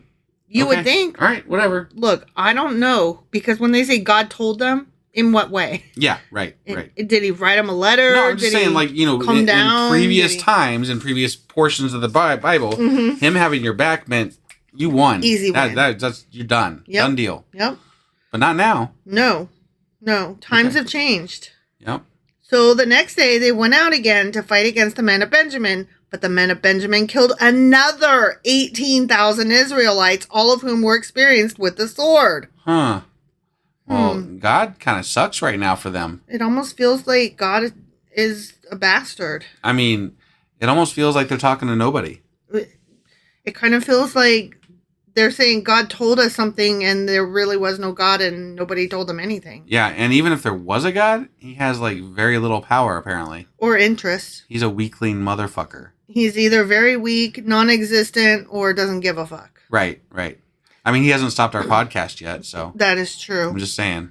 Although it wouldn't take much. Although I did choke. Right. The first time we tried to record our intro. Yeah, that's true. Okay, so then all the Israelites went up to Bethel and wept in the presence of the Lord and fasted until evening. They also brought burnt offerings and peace offerings to the Lord. That was the missing bit. They had to burn flesh and not eat. So that was what was wrong. Yeah. This time is totally gonna work. You think? You want to take bets? No, I don't. Okay. Yeah. The Israelites went up seeking direction from the Lord. Okay, ready? I'm ready. Parentheses, boys. Yep, I'm ready. In those days, the Ark of the Covenant of God was in Bethel, and Phinehas, son of Eleazar and grandson of Aaron, was the priest. Wait, Phineas is still alive. Wait, is this like a flashback? I guess it is, isn't it? Huh. That's weird. I did not know that. Judges is kind of all over the place then. Isn't it? So this isn't hundreds and hundreds of years later. This is like right after Joshua, basically. Yeah. But at some point, we had gone like 400 years down the road. Yeah. So the timeline here is all kinds of weird. Yeah, I don't understand at all. Yeah, I don't either. So at some point, maybe we got to cover that too, I guess. I guess in our Q&A. We'll try. Okay. So the Israelites asked the Lord, should we fight against our relatives from Benjamin again, or should we stop? The Lord said, go! Exclamation point. You said that last time, asshole. Tomorrow I will hand them over to you. But he didn't say that last time. He didn't say that last time. So that is slightly different. Mm-hmm. But why would he tell them to go? You lost twice. Go a third time. I promise this time it'll be fine. That's why they say third time's a charm, right? There it is. There it is. So the Israelites set an ambush all around Gibeah. They went out on the third day and took their positions at the same place as before. When the men of Benjamin came out to attack, they were drawn away from the town. And as they had done before, they began to kill the Israelites. Okay. About 30 Israelites died in the open fields and along the roads, one leading to Bethel and the other leading back to Gibeah. Okay. Then the warriors of Benjamin shouted, we're defeating them as we did before! Yeah! Woo! Right? They're all excited. But the Israelites had planned in advance to run away so that the men of Benjamin would chase them along the roads and be drawn away from the town. Yeah. Ugh.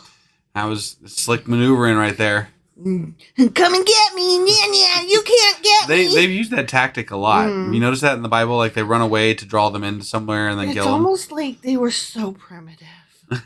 They don't know anything about things like Chekhov's gun. And like the Trojan horse. And like they are so... And maybe, scout ahead before you go running into a trap type thing. Like they would just never... Basic military, They would never make it today. Right. Oh my God. So primitive. Yeah. When the main group of backward-ass Israelite warriors reached Baal Tamar, they turned and took up their positions. Okay. Meanwhile, back at the ranch, just kidding. Meanwhile, the Israelites hiding in ambush to the west of Gibeah jumped up to fight. There were about 10,000 elite Israelite troops. Oh my gosh. Who advanced against Gibeah. Damn. Wow. What? Woo. Numbers. Big. Yeah.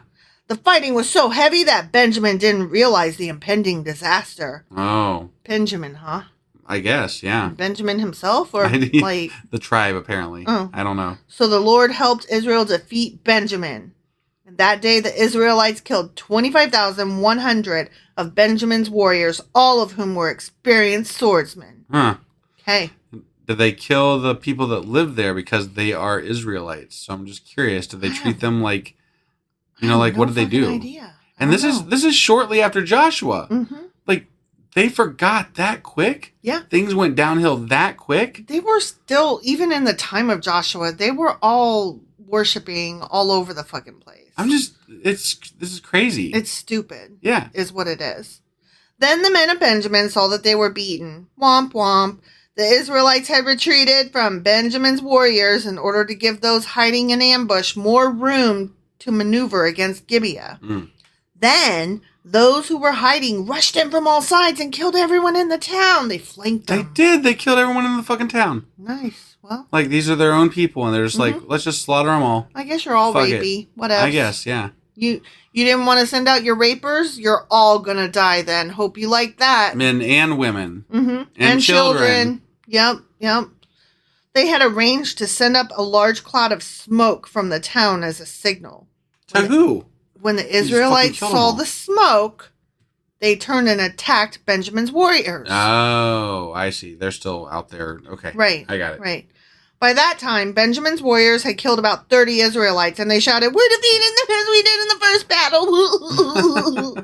But when the warriors of Benjamin looked behind them and saw the smoke rising into the sky from every part of the town, the men of Israel turned and attacked. They've literally done that in another battle, too. Yeah. Where they burnt down the town to demoralize the people that they made chase them. Yeah.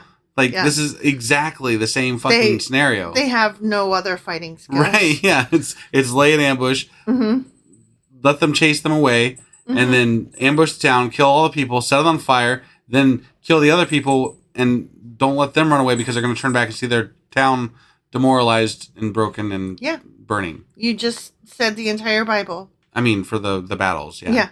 Right. At this point, the men of Benjamin became terrified. Oh, no. Because they realized disaster was close at hand. I mean, it was. Right. Oh, sorry. I have no sympathy for them. I just can't. Sorry. But the people, though, like, it wasn't everybody. It wasn't. I know. Definitely wasn't the children. I know. So. I know. Okay, I'm just saying. It's just that I hate all of them. Right. I just hate all of them. No, I get that. I'm just like, you are all stupid. I hate you all. You know? Right. And I hate that I have become, this book has turned me into a person that, like, I even look at the women and children and I'm like, whatever, fuck you all. Jesus. Like, I know I don't want to be that way, but I'm just like, the story has made me tired. The story has made me tired and cynical, and, like, I feel like so many of their problems they brought on themselves, and you're just like, just drop a nuke and be done with a whole lot of them. And that, but I mean, that's a terrible thing to say because that's like a Republican, you know, just nuke until they glow. That's such a, like, I can't be bothered to have emotions and try to keep fighting this nuanced battle with individuals. And I don't want to be that person. Sure. But because I hate the Bible so fucking much at this point, I am that person. Right. I kind of hate the Republicans for making me be that person. And I don't know what that has to do with anything right now. You felt like saying it. That's what had to do with it. I just felt like saying it. Yeah. And also my cat was just trying to get my attention. Yeah. Like scratching at books. Yeah. And that fucking sucks too. Right. Yeah. Fucking bastard. Yep. Anyway, okay. So these guys, they turned around and fled before the Israelites toward the wilderness. But they couldn't escape the battle. Nope. And the people who came out of the nearby towns, hey, you know what? They were also killed. Yeah. Yeah. Wait. Nearby towns. Nearby towns were fucked. You live nearby, you are done. Yeah. Did you live next door to a raper? Then you should die too. Right. Boom. Right. Even though it wasn't your fault specifically, dead. The Israelites surrounded the men of Benjamin and chased them relentlessly, finally overtaking them east of Gibeah. Okay. That day, 18,000 of Benjamin's strongest warriors died in battle. I see. The survivors fled into the wilderness toward the rock of Rimmon. Okay. That rock, you know. That rock, yeah. That one rock. Mm-hmm. But Israel killed 5,000 of them along the road. Oh. They continued the chase until they had killed another 2,000 near Gedam. Okay? Yeah. So that day, the tribe of Benjamin lost 25,000 strong warriors armed with swords, leaving only 600 men who escaped the rock of Rimmon, where they lived for 4 months. For 4 months? 4. And then, not 5. And then they found them and killed them, I'm assuming, probably. I have no fucking idea. Right, so stupid and arbitrary. Okay. And the Israelites returned and slaughtered every living thing in all the towns, the people, the livestock, and everything they found. They also burned down all the towns they came to the end. You wanna applaud them, right? For like, way to rat out those rapers. Yeah, right, sure. But they're fucking horrible people. But you went so killed far. every living thing. Yeah. Like what the fuck is that? It's what they do. It's what they've done. It's what they've done since the beginning of this fucking story. Is this where the word overkill was invented? Because, probably. I mean, like, what the fuck? That's what they do. It's just like, I don't understand why you would just destroy every fucking thing. It's what they were supposed to do when they moved in. And they didn't. So exactly. Now they're killing themselves. Right, but that was supposed to be against the Canaanites and stuff, and like people that weren't even their people, but these are their people, hypothetically. And this is where you would get in trouble for saying black on black crime or white on white crime. This is Israelite on Israelite crime. Right. And so I don't really know what to say about it. Yeah, I don't either. Because on the one hand, it never is okay to destroy all the things and all the people and all the livestock. Right, no, I totally agree. That's insane. That is insane. No, I totally agree. I don't know I don't know what to say about it because all the men were all fucking rapey and gross. Right. All of them. Yeah. No, I don't 100%. Disagree. I don't disagree. And the women didn't have much choice, but they were also part of the fucking problem. But is that victim blaming? I don't know. It was thousands of years ago. No, but it definitely... Look, come on. You can take in context how women were treated and say, yes, this is definitely not their fault. Sure. Okay, they were there because their men were there. Right. And did they even have a choice in marrying those men? Probably fucking not. Right. No, I totally agree. I don't know. I'm cranky at them because rape. Right. And so I'm just like, you know what? Fuck all of you. Because you didn't send the bad guys. Right. You know? Right. You should have sent the fucking rapies. And then maybe... Yeah, this whole thing could have been avoided. Right? Yeah. Like, maybe the town was like, but that's my little boy. My little boy would never be a rapey raper. Right, but would you let 10 people stand in the way of, like, your whole tribe getting slaughtered? No, I would be like, send that rapey motherfucker over there. Yeah. Even if we agree with them, fuck this. Yeah, I'm not getting killed on account of you. See how many people are out there? Yeah. It's like that. No. Fuck this shit. I mean, my son, I love you, but if you were a raper, you get what you get. Right. You know? Even if you're not, I don't want to die because, you know. Okay, no, I'm not going to send my son just so that I can live. Well, but as a community, they might. I'm not saying that person. I'm not saying that person would do it. Right. I'm saying that as a community. But the whole community was like, no. Right. And I'm like, well, then you're shielding rapers and you get what you get. Right. Right. All right. Well, that's enough discussing that shit because it was stupid, really. Yeah. And they killed more people and there was more rape and yada, yada, yada. I'm just hoping that we get through Judges because... Well, we are. We're almost through it. I know. So this is going out on Friday, and then Saturday is Q&A, and I got some serious fucking cues. Right. And then Sunday's our replay. Monday will be the last chapter, I believe, chapter 21 of Judges, and hopefully we can just put this behind us. Yeah. Yep. And move on to, I think the book of Ruth is next. Okay. Joshua Judges Ruth. I think that sounds right, yeah. And I don't think she gets raped. So well, that's a plus. That could be exciting. Yeah. All right.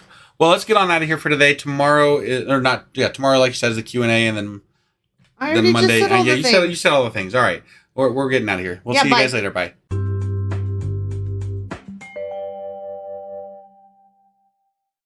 Husband. Wife. Okay, so before I say, do you remember what happened? Or, let's do a Q&A. Right. Let me tell you something that happened. Okay. So as I was trying to get ready for the Q&A, I realized that this whole fucking book of Judges only has 21 chapters, which we kind of knew because... We more than kind of knew. We stated it the last episode. No, I know. That's... yeah. But we were like, okay, but let's just stay on track. Right. But as I was trying to prepare for the Q&A today, it really struck me further that the Q&A has a lot that overlaps with the entire recap of the book as a whole. Right.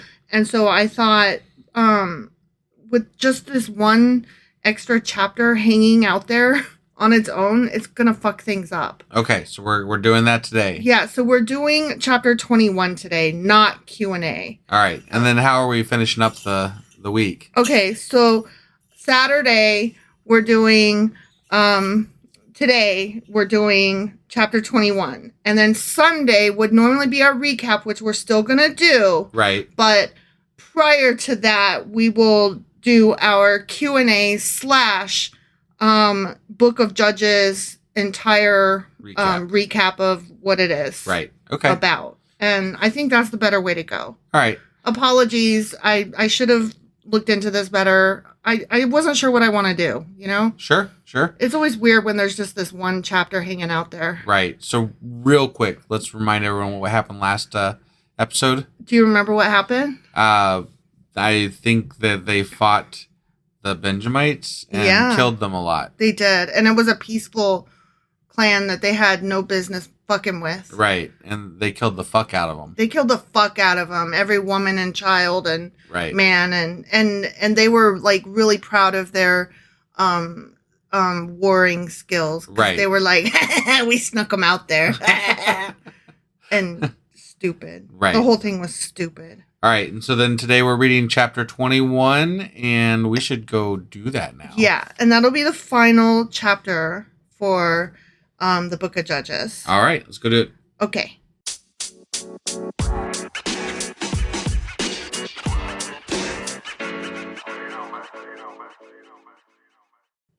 Okay, Judges, chapter 21. Okay. Final chapter. All right.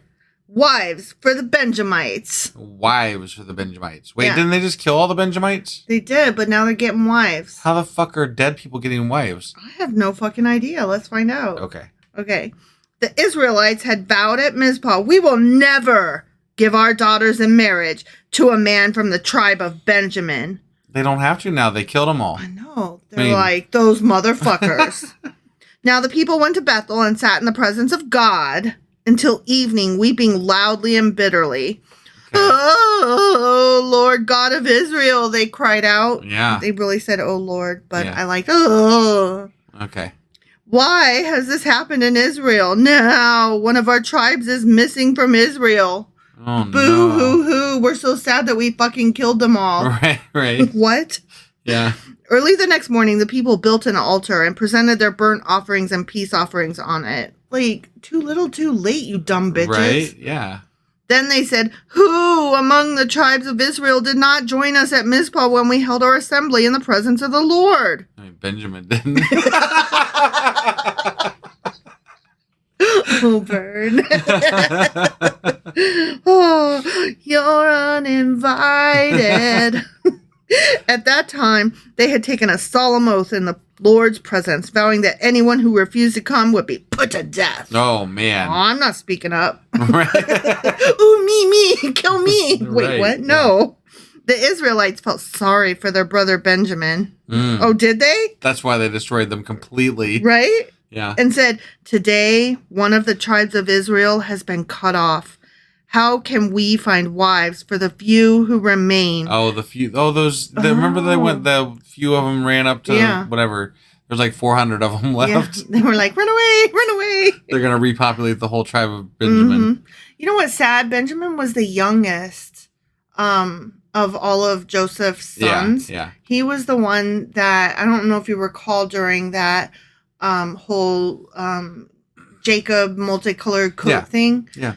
He was the one that Jacob was like, I'm gonna kill him. Like when he was joking around, like trying to psych out his brothers. Yeah. And the other brothers were like, no, not Benjamin. He's the sweetie pie young and babykins. Right. So it's kind of sad that like Benjamin's tribe is oopsie, whatevers. Yep. Okay, so they asked, who among the tribes of Israel did not join us as Mizpah when we assembled in the presence of the Lord? And they discovered that no one from Jabesh Gilead had attended the assembly. Oh, man. For after they counted all the people, no one from Jabesh Gilead was present. They're fucked. I don't even know what a Jabesh Gilead is, but But they don't. They're. I don't envy They're about those. to mourn somebody else's losses. Mm-hmm. I don't envy those guys.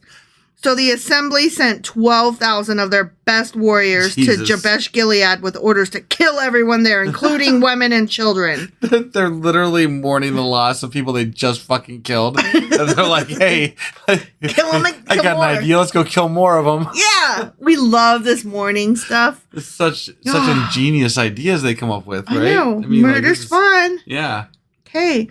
This is what you are to do, they said. Completely destroy all the males and every woman who is not a virgin. My God. They kept the fucking virgins. Again. My God, I hate these people.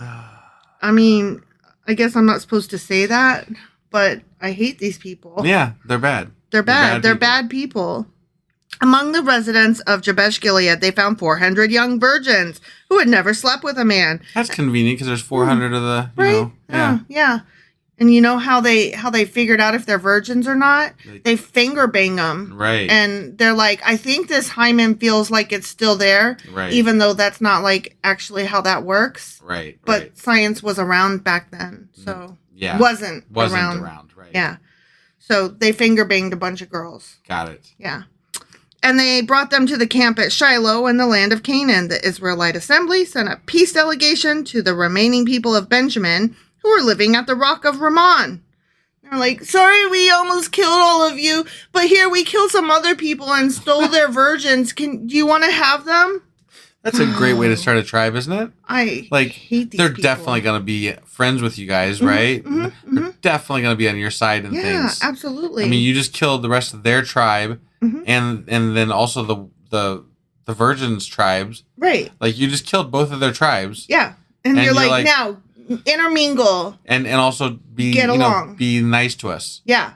And you're intermingle and get along. Well, you're Israelites. You should, you're Israelites. Come on. Sure.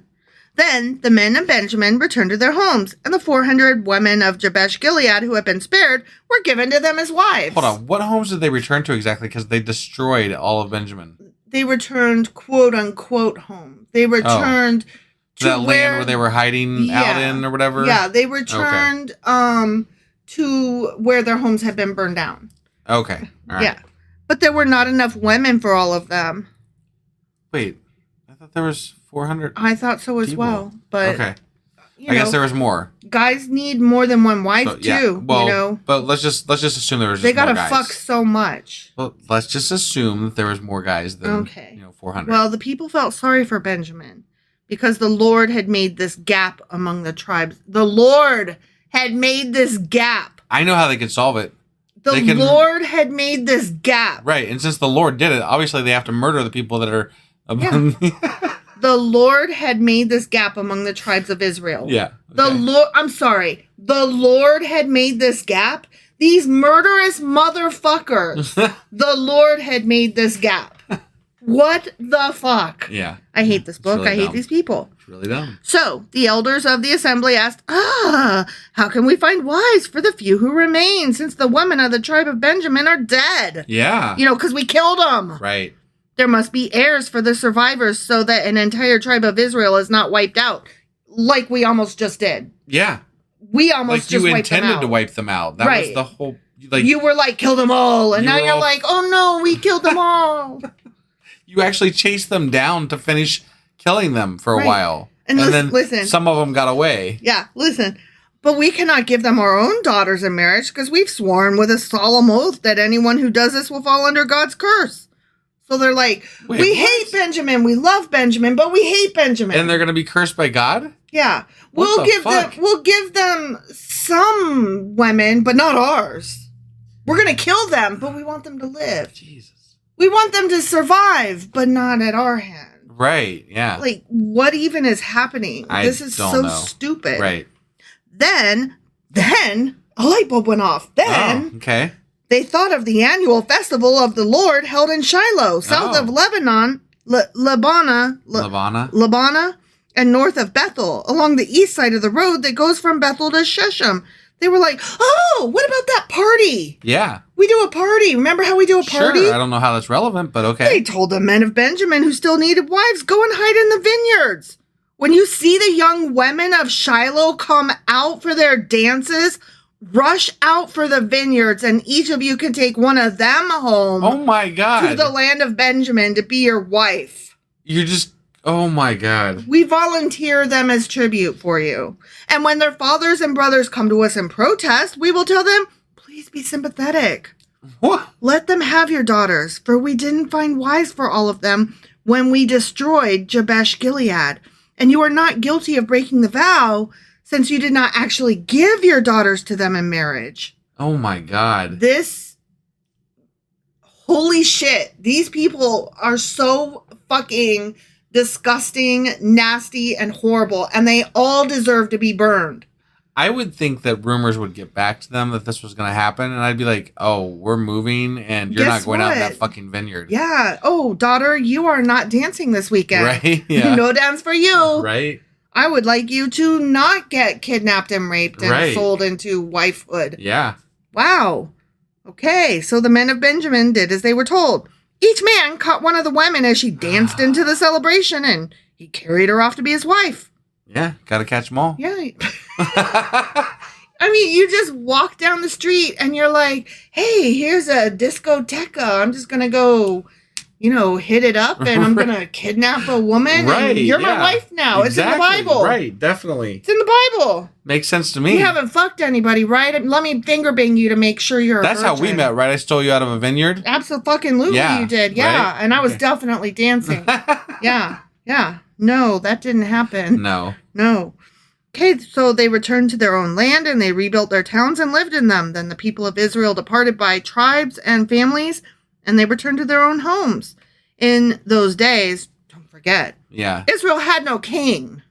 Yeah, I mean, that clears it all up. All the people did whatever seemed right in their own eyes. The end. Yeah, no king. Definitely it makes it all clear now. Yeah. If you don't have a king, you can't possibly think straight, and you're just going to be an awful human being. Yeah, without a king, that's why we go around kidnapping, raping, and finger banging all the time. That's why there's atheists making podcasts against God right now. Yeah. I mean, that's why. That's why. There's no king. We don't have a king. If only we had a king. If we had a king, we could find the glory of God. Yeah. That's my theory. Yeah. So we just need a king, right? I guess. I mean... That's what the Bible says. That's what the Bible says. So let's go get us a king. If we don't have a king, then we get to murder and rape. I guess. Can someone please find us a king? I need a king. All right. Well, in lieu of a king, tomorrow is going to be our recap and our Q&A. Yeah, and all that shit that we talked about at the beginning. Yeah. So we'll see you guys tomorrow. King out. King out.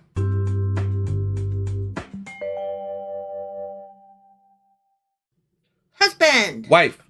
It's a Q&A, but also it's hey, we finished that book. Yeah, so we're wrapping up Judges and we're doing a Q&A.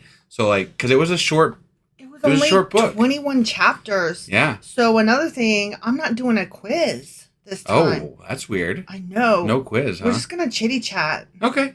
I'm I down got with some that. shit to say. Well, and normally, we do a wrap-up for the book, and that would be the second section where we do the quiz, and we're doing a Q&A first, and then kind of into some more chit-chat about the book itself. Yeah, so this whole book, we're just doing it a little bit different this time, and that's okay, because what are we? We are flexible. That's right. And who's in charge? We are. Yeah. And we made the rules, and we can fucking change them. Damn straight. That's what we're goddamn doing. Yeah. All right, so let's go do our Q&A / wrap-up thing of Judges. Book of Judges, here we go.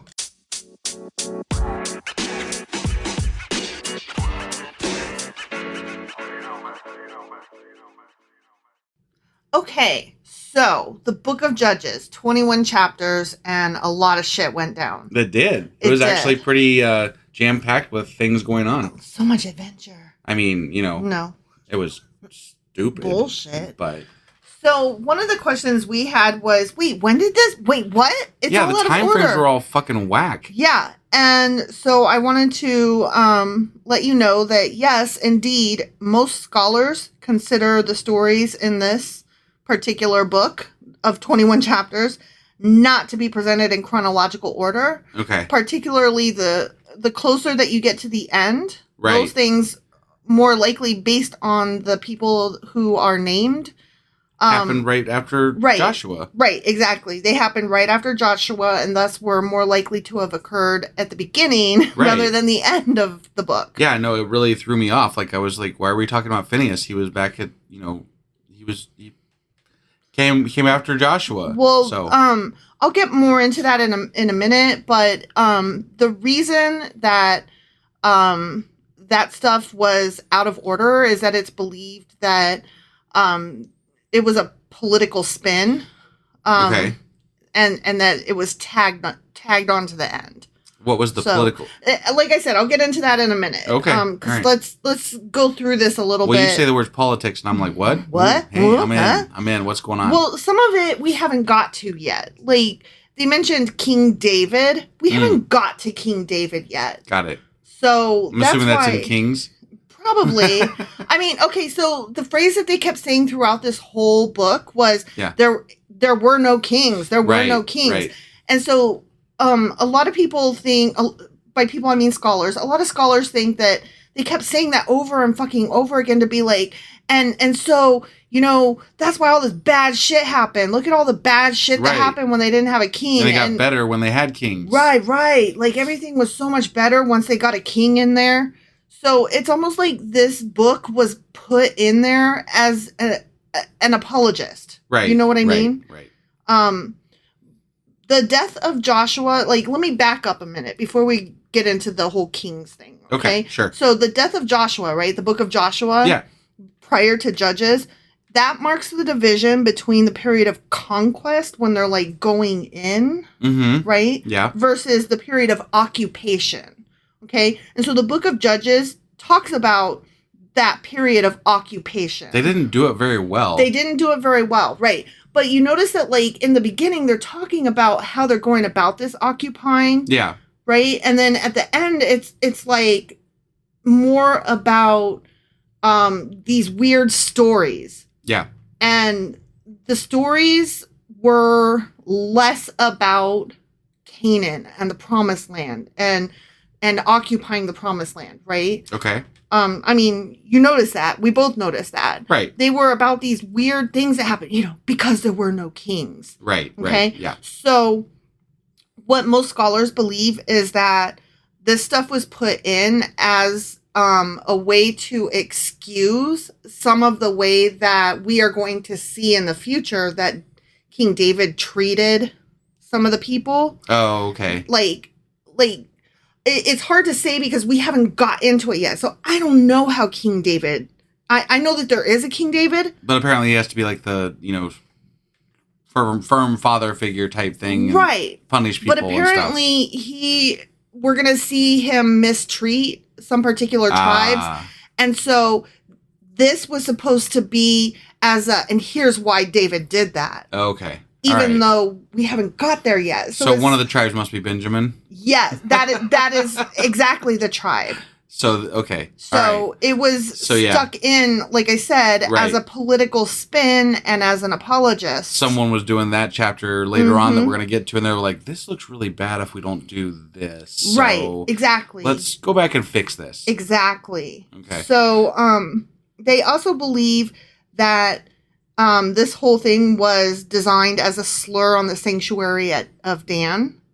Oh. Like the tribe of Dan. Like, you remember the first couple of chapters were about the tribe of Dan? Yeah. And we were like, oh, we made fun of them in the beginning. And then now they're like, the ones being made fun of here. Right. So apparently they become significant in the kingdom of Israel further on. And so writers who are opposed to the presence of the idols, because there were so many idols all around this. Right. So they were like, fuck those Dan guys. Got it. You know what I mean? They were like, Dan is not the man. Yeah, exactly. So this whole chapter, like, the first part of it was about fuck Dan. And the other parts were like, and fuck Benjamin. Got it. You know what I mean? Yeah. So it's kind of hard. It explains why so much of it felt like all over the place and weird and like, this isn't about conquering Canaan. What the fuck? Right. So it made me feel better when I found all that, because like we were commenting the whole way through that it felt so like more than just the Bible sucks as a whole. It felt really just so out of place. And we were excited because we're like, yeah, we're getting through the Deuteronomist now, Right. And like, but we're not, kind of. Sure. Or we are, kind of. But things were slapped in there and just kind of whatever, haphazardly thrown in. And so when we get to the book of Ruth next week, there's only no, that's okay. There's only like 4 chapters, I think I said, for the book of Ruth. And so that also is one that's just like stuck in there. Got it. So probably as another, like, we have to explain something else, maybe. Possibly. Yeah, I know that Ruth is going to talk about, like, she takes care of her mother-in-law long after her husband.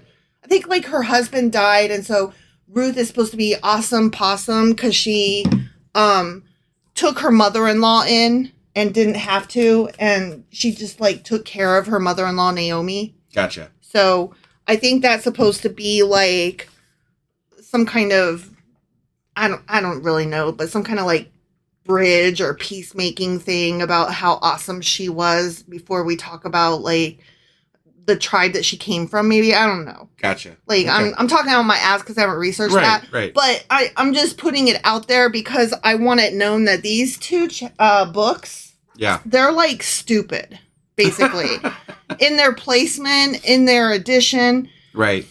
And that's coming from a feminist talking about like one of the women that is praised in the Bible. You know? Sure. Like, sure. I'm like, yay, they're talking good about a woman, but their placement is yeah, but anytime they talk good about a woman, it's kind of caveated with, like, it's just not...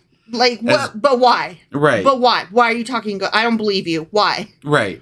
And here's why, you know? Yeah. Because politics. Yeah. So that's why. Okay, so when I was going through this, I found some legends. And you know how I love me some fucking legends, right? Right. Okay, so, and I apologize if I jump throughout this. My cat is fucking trying to attack me, and I'm spraying her with a bottle of water while this is happening. This is interesting. So I'm trying to stay on target here. And, you know, both verbally as well as... the aim with the water bottle. Yeah. Yeah. So, okay, in one narrative, do you remember when the Israelites back in Egypt, they were like having to make bricks, right? And they couldn't make bricks because the Egyptians took all the hay away from them or some shit like that. Right. They were forced to make bricks, but they couldn't make the bricks, and so they were set up for fail. I don't know if you remember that. Yeah, no, I remember that. Okay, so, you know the name Micah? We talked about him earlier in this chapter, right? Yeah. Well, his name apparently shows up a lot in all of these different legends. Really? Okay? Yeah. So, one of the stories says that the Israelites felt compelled to put their children in the brickwork when they couldn't complete their tasks because otherwise, you know, they were going to get in trouble. Wait. They put their children? Sure. It's just a story. Okay. Or maybe not a story. I don't fucking know, okay? Okay. It's a legend. It's a Jewish legend. All right. Okay? Like a fairy tale or some shit. Like killed their children and put them in the bricks. Sure. Is that what it means? Yes. Okay. To make the bricks hold together. Got it. Okay? Yeah. And Moses rescued one child whose name was Micah. Okay. And this Micah was already crushed by the bricks above him, and Moses restored him and turned him to life and health. Okay. So that's one of the stories of Micah. Got it. Like I said, apparently there's like all kinds of fucking stories about Micah. Got it. So that Moses did more miracles than just the shit that happened. Right. Okay. Exactly. Okay, so then there's another one that says that Micah was a part of the Exodus. Okay. That he was alive during that time. And that he's the one that took the idol with him from Egypt. Huh. Like, This would mean that this dude would have had to have lived a really long fucking time. Right. Like, exactly. I mean, at least a couple hundred years at the very least. Well, didn't they all? Well, they lived to 120 or so. Right. But, you know. Well, I mean, if he was a kid when Moses brought him back to life, you know? Right. Yeah. So, all right. I don't fucking know. Sure. I don't fucking care either. Right. So, there's all kinds of stories about Micah being associated with the golden calf, that idol. Oh, okay. Okay? Yeah. So, some argue that he took the silver from which the idol was made, and that's how Aaron made that idol, the golden calf. So he took up the collection plate? Sure. There's another tradition that it was Micah who he retrieved Joseph's coffin from the Nile by throwing a splinter with, I don't even understand. He threw some kind of splinter into the river, and Micah retrieved the splinter after that and threw it into the fire, which Iron had cast the gold into, and that's what caused the golden calf to come out. What? I don't fucking know. I don't understand. That's crazy. I know. I found all of these different, like, Micah stories, and I'm like, okay. All right. Okay, one more. Sure. Ready? Yeah. Okay. There's one that says that Micah's mother was actually Delilah. Samson and Delilah, right? Yeah, yeah. And that the Philistines bribed her with the 1,100 shekels for Samson's secret. Okay. Remember? Yeah, yeah. And so...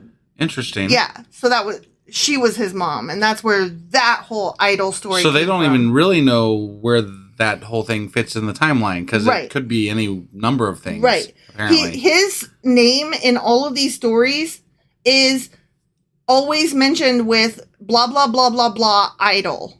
Got it. You know what I mean? Yeah. Whether it was he made an idol, his mom made an idol, he caused Aaron to make the idol. So it sounds like there might have been competing stories, and they chose one to go into the Bible. Sure. Like, two, actually. Right. The Aaron had the idol and the Micah idol. Right.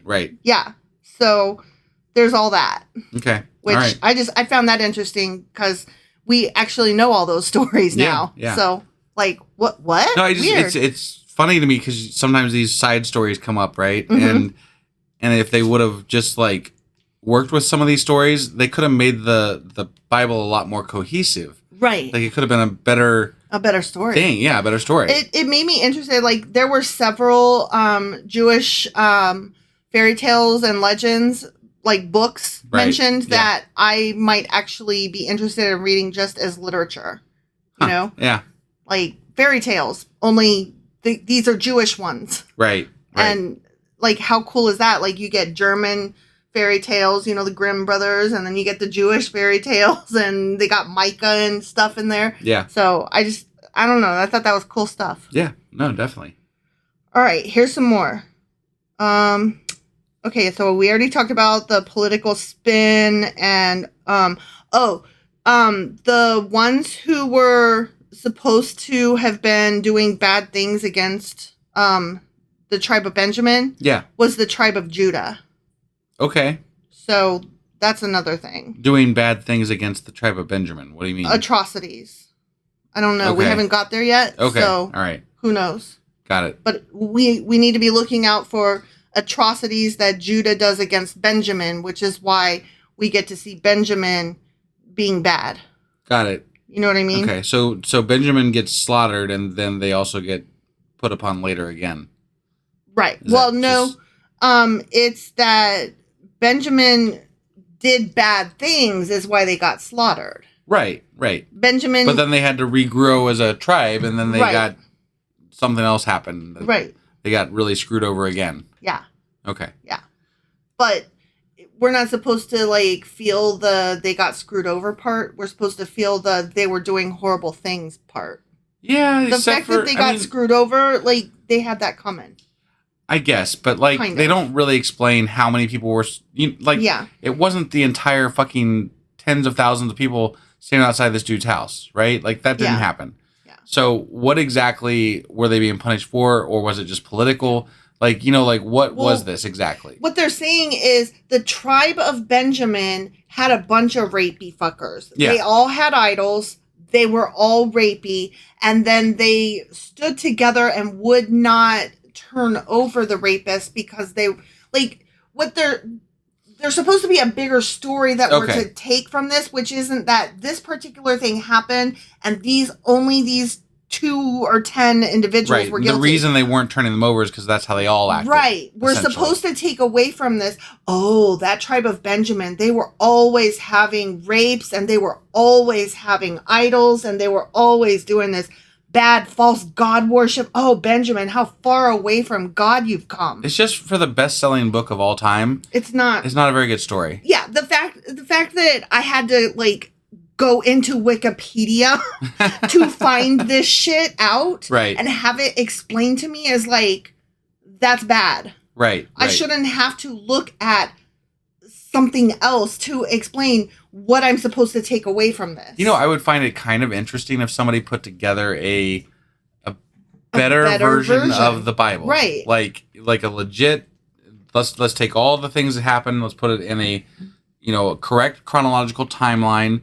Let's leave out the shit that they just popped in there for no fucking reason. So basically, and see how it sounds, Basically, if we printed out all of Wikipedia's entries on the Bible and then did a cut and paste, literally did a cut and paste with scissors. Right. You know? Right, yeah. And just rearranged all of the pieces. Sure. That would be really cool. That would be worth reading. That would. It would. That would be interesting. I mean, because it would be a historical document ish at that point.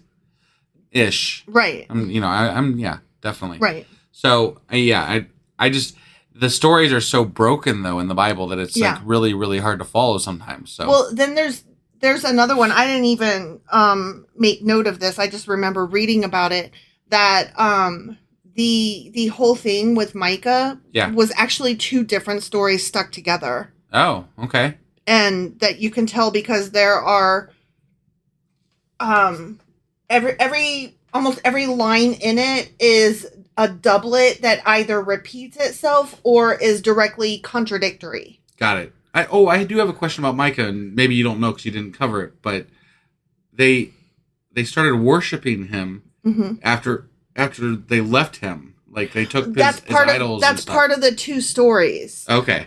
In one of the stories, his mom made the idols of him. Yeah. But in the other one, they're just false gods. Oh. Okay. Not necessarily him. So it's more likely that when they took the idols, they weren't worshiping Micah. Okay. They were worshiping and whatever. That's one of those things that they don't clarify very well. Exactly. It's like, well, why are they fucking worshiping Micah's idols, but they told Micah he had to stay behind? Like, right. That's really fucking weird. That's stupid and weird. Right. Yeah, it makes so much better sense. And how do you edit or write that Bible and say, yeah, this looks good? Yeah. No, I mean, you know what I'm saying? Like, I'm totally there with you. Like, as I'm reading all of these research pieces on this, I'm like, oh, that makes sense. And then by the time I bring it to you, I'm like, oh, and here's the facts. Well, and I have to question, like, even today, like, it's still an evolving document that they edit and change and revamp and whatever. Like, why hasn't somebody today fixed some of this stuff? Like, why hasn't that happened? That's another thing. As I'm studying the quote unquote studying, right? I mean, how far down the rabbit hole? Yeah, do I go? I mean, we're glossy. We're glossy studying. But yeah, exactly. So as I'm reading over this stuff, I'm like reading.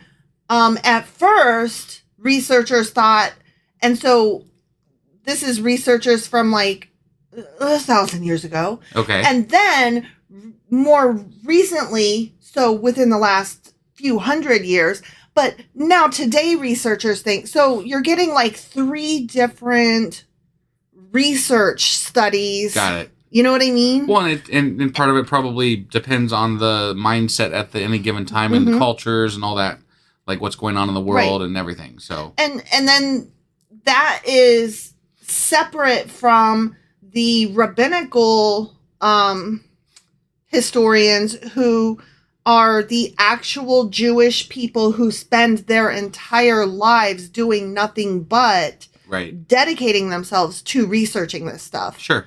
Like, that is not just their job.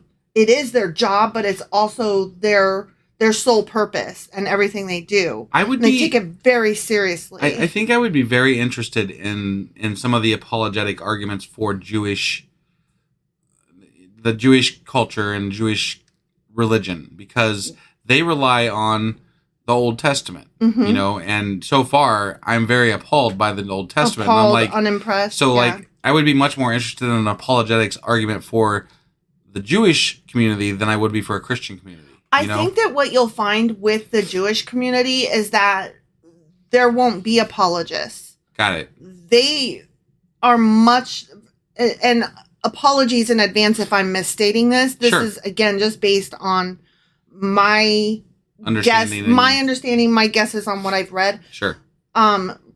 Rabbinical scholars are less trying to apologize for or say this awesome shit happened and it was so cool. Yeah. So much as, did this happen or did this represent something? And why did that happen? And what are we supposed to learn from it? Because clearly this was tragic. So they're trying to attribute meaning or historical value to everything in the Old Testament. Yes. They are much less like the Christian apologist who is trying to say that, like a Christian apologist is somebody who tries to put a positive spin on everything and is like, it all happened and here's how. Right. And if it doesn't look good because, rape is bad, well, God works in mysterious ways. The end, move along. Like that's a Christian apologist. Okay.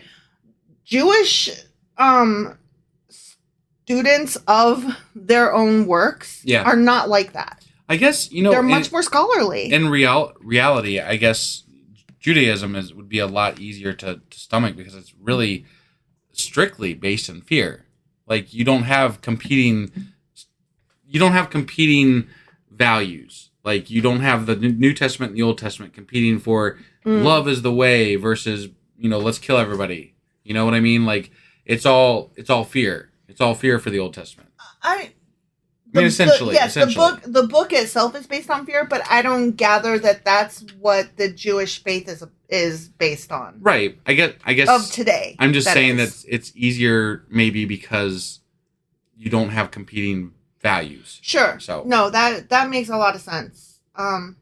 Yeah. I would be much more comfortable asking questions of a Jewish scholar than a Christian anybody. No, I definitely would. Because a Jewish scholar would actually understand what I'm asking because they've actually read and studied it. And there's a greater chance that they wouldn't exactly be offended. They just answer you in a matter-of-fact way. Sure. And set me straight where I know I've gotten it wrong in many places. Sure. Yeah.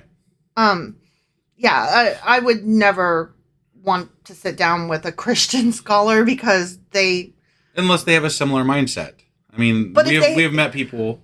One of our previous pastors was maybe one of those people that we could sit down and talk with. Except that he's an atheist now. No, I know, but that's I'm just saying, like, I think that any Christian who actually sat down and did this would either have to convert to a different type of Christianity, or straight up Judaism, or atheism, or come out of it with just some kind of spiritual, personal value system. Sure. I don't see how you can actually study the Bible and remain strong Christian. Right.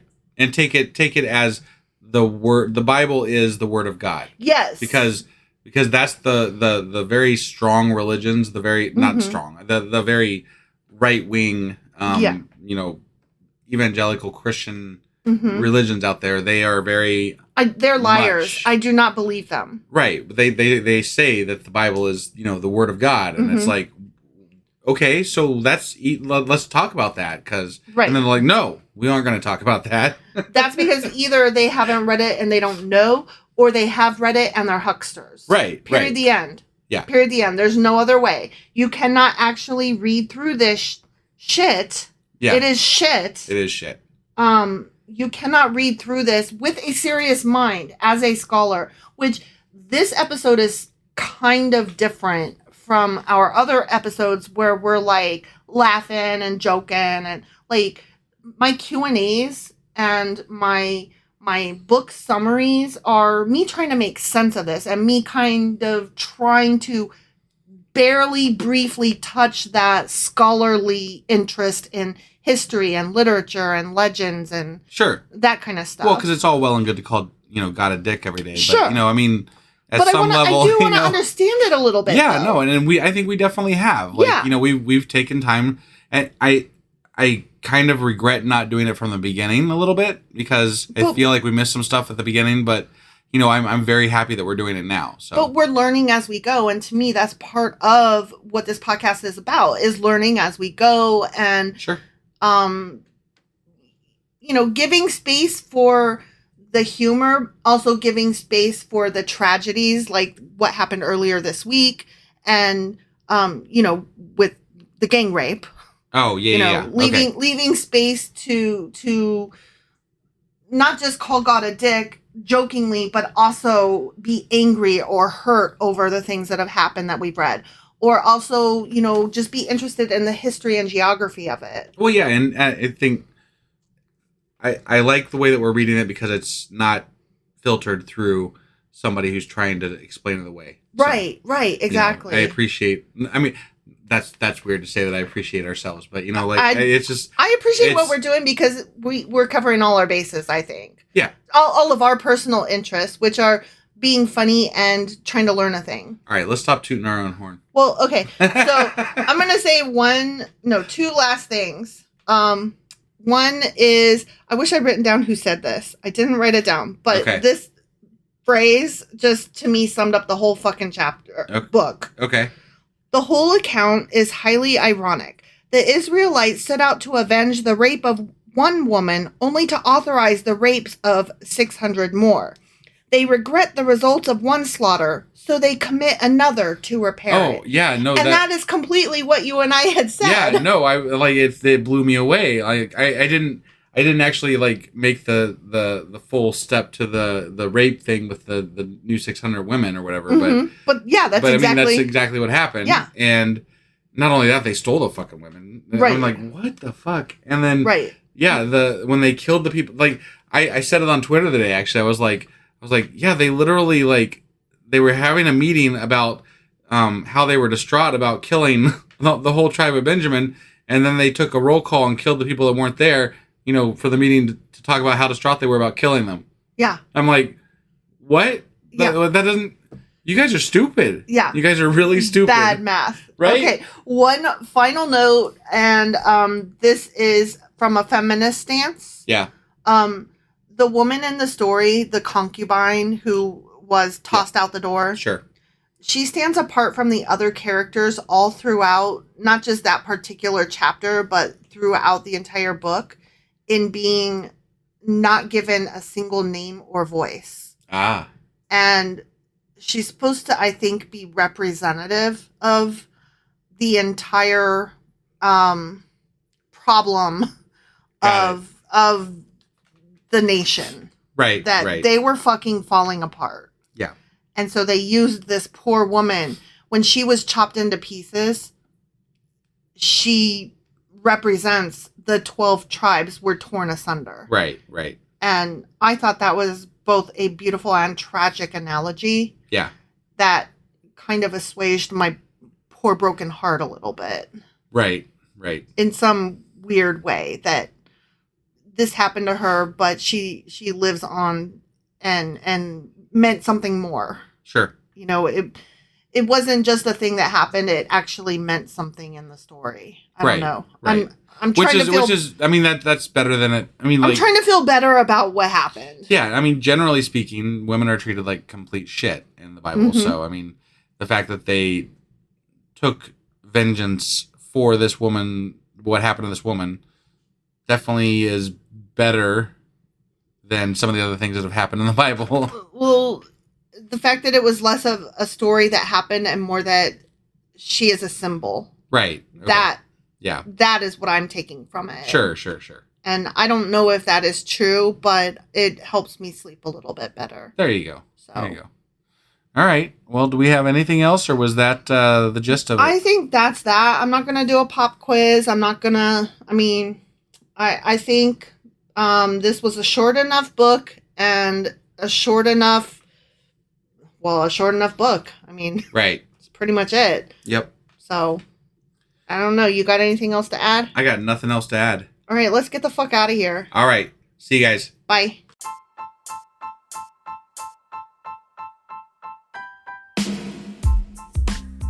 Husband. Yes, wife? Remember how you told me we're on Patreon now? Yeah, why? Because we're starting something new for Patreon members only. Every couple of weeks, we'll cover something in the news, a current event, or something we feel strongly needs to be discussed. And only subscribers get to hear our discussion. That's right. It's all for our Patreon members as a thank you for their support. Join now for as little as $2 a month to get all of our extra content. Go to patreon.com/sacrilegious discourse. Do it now.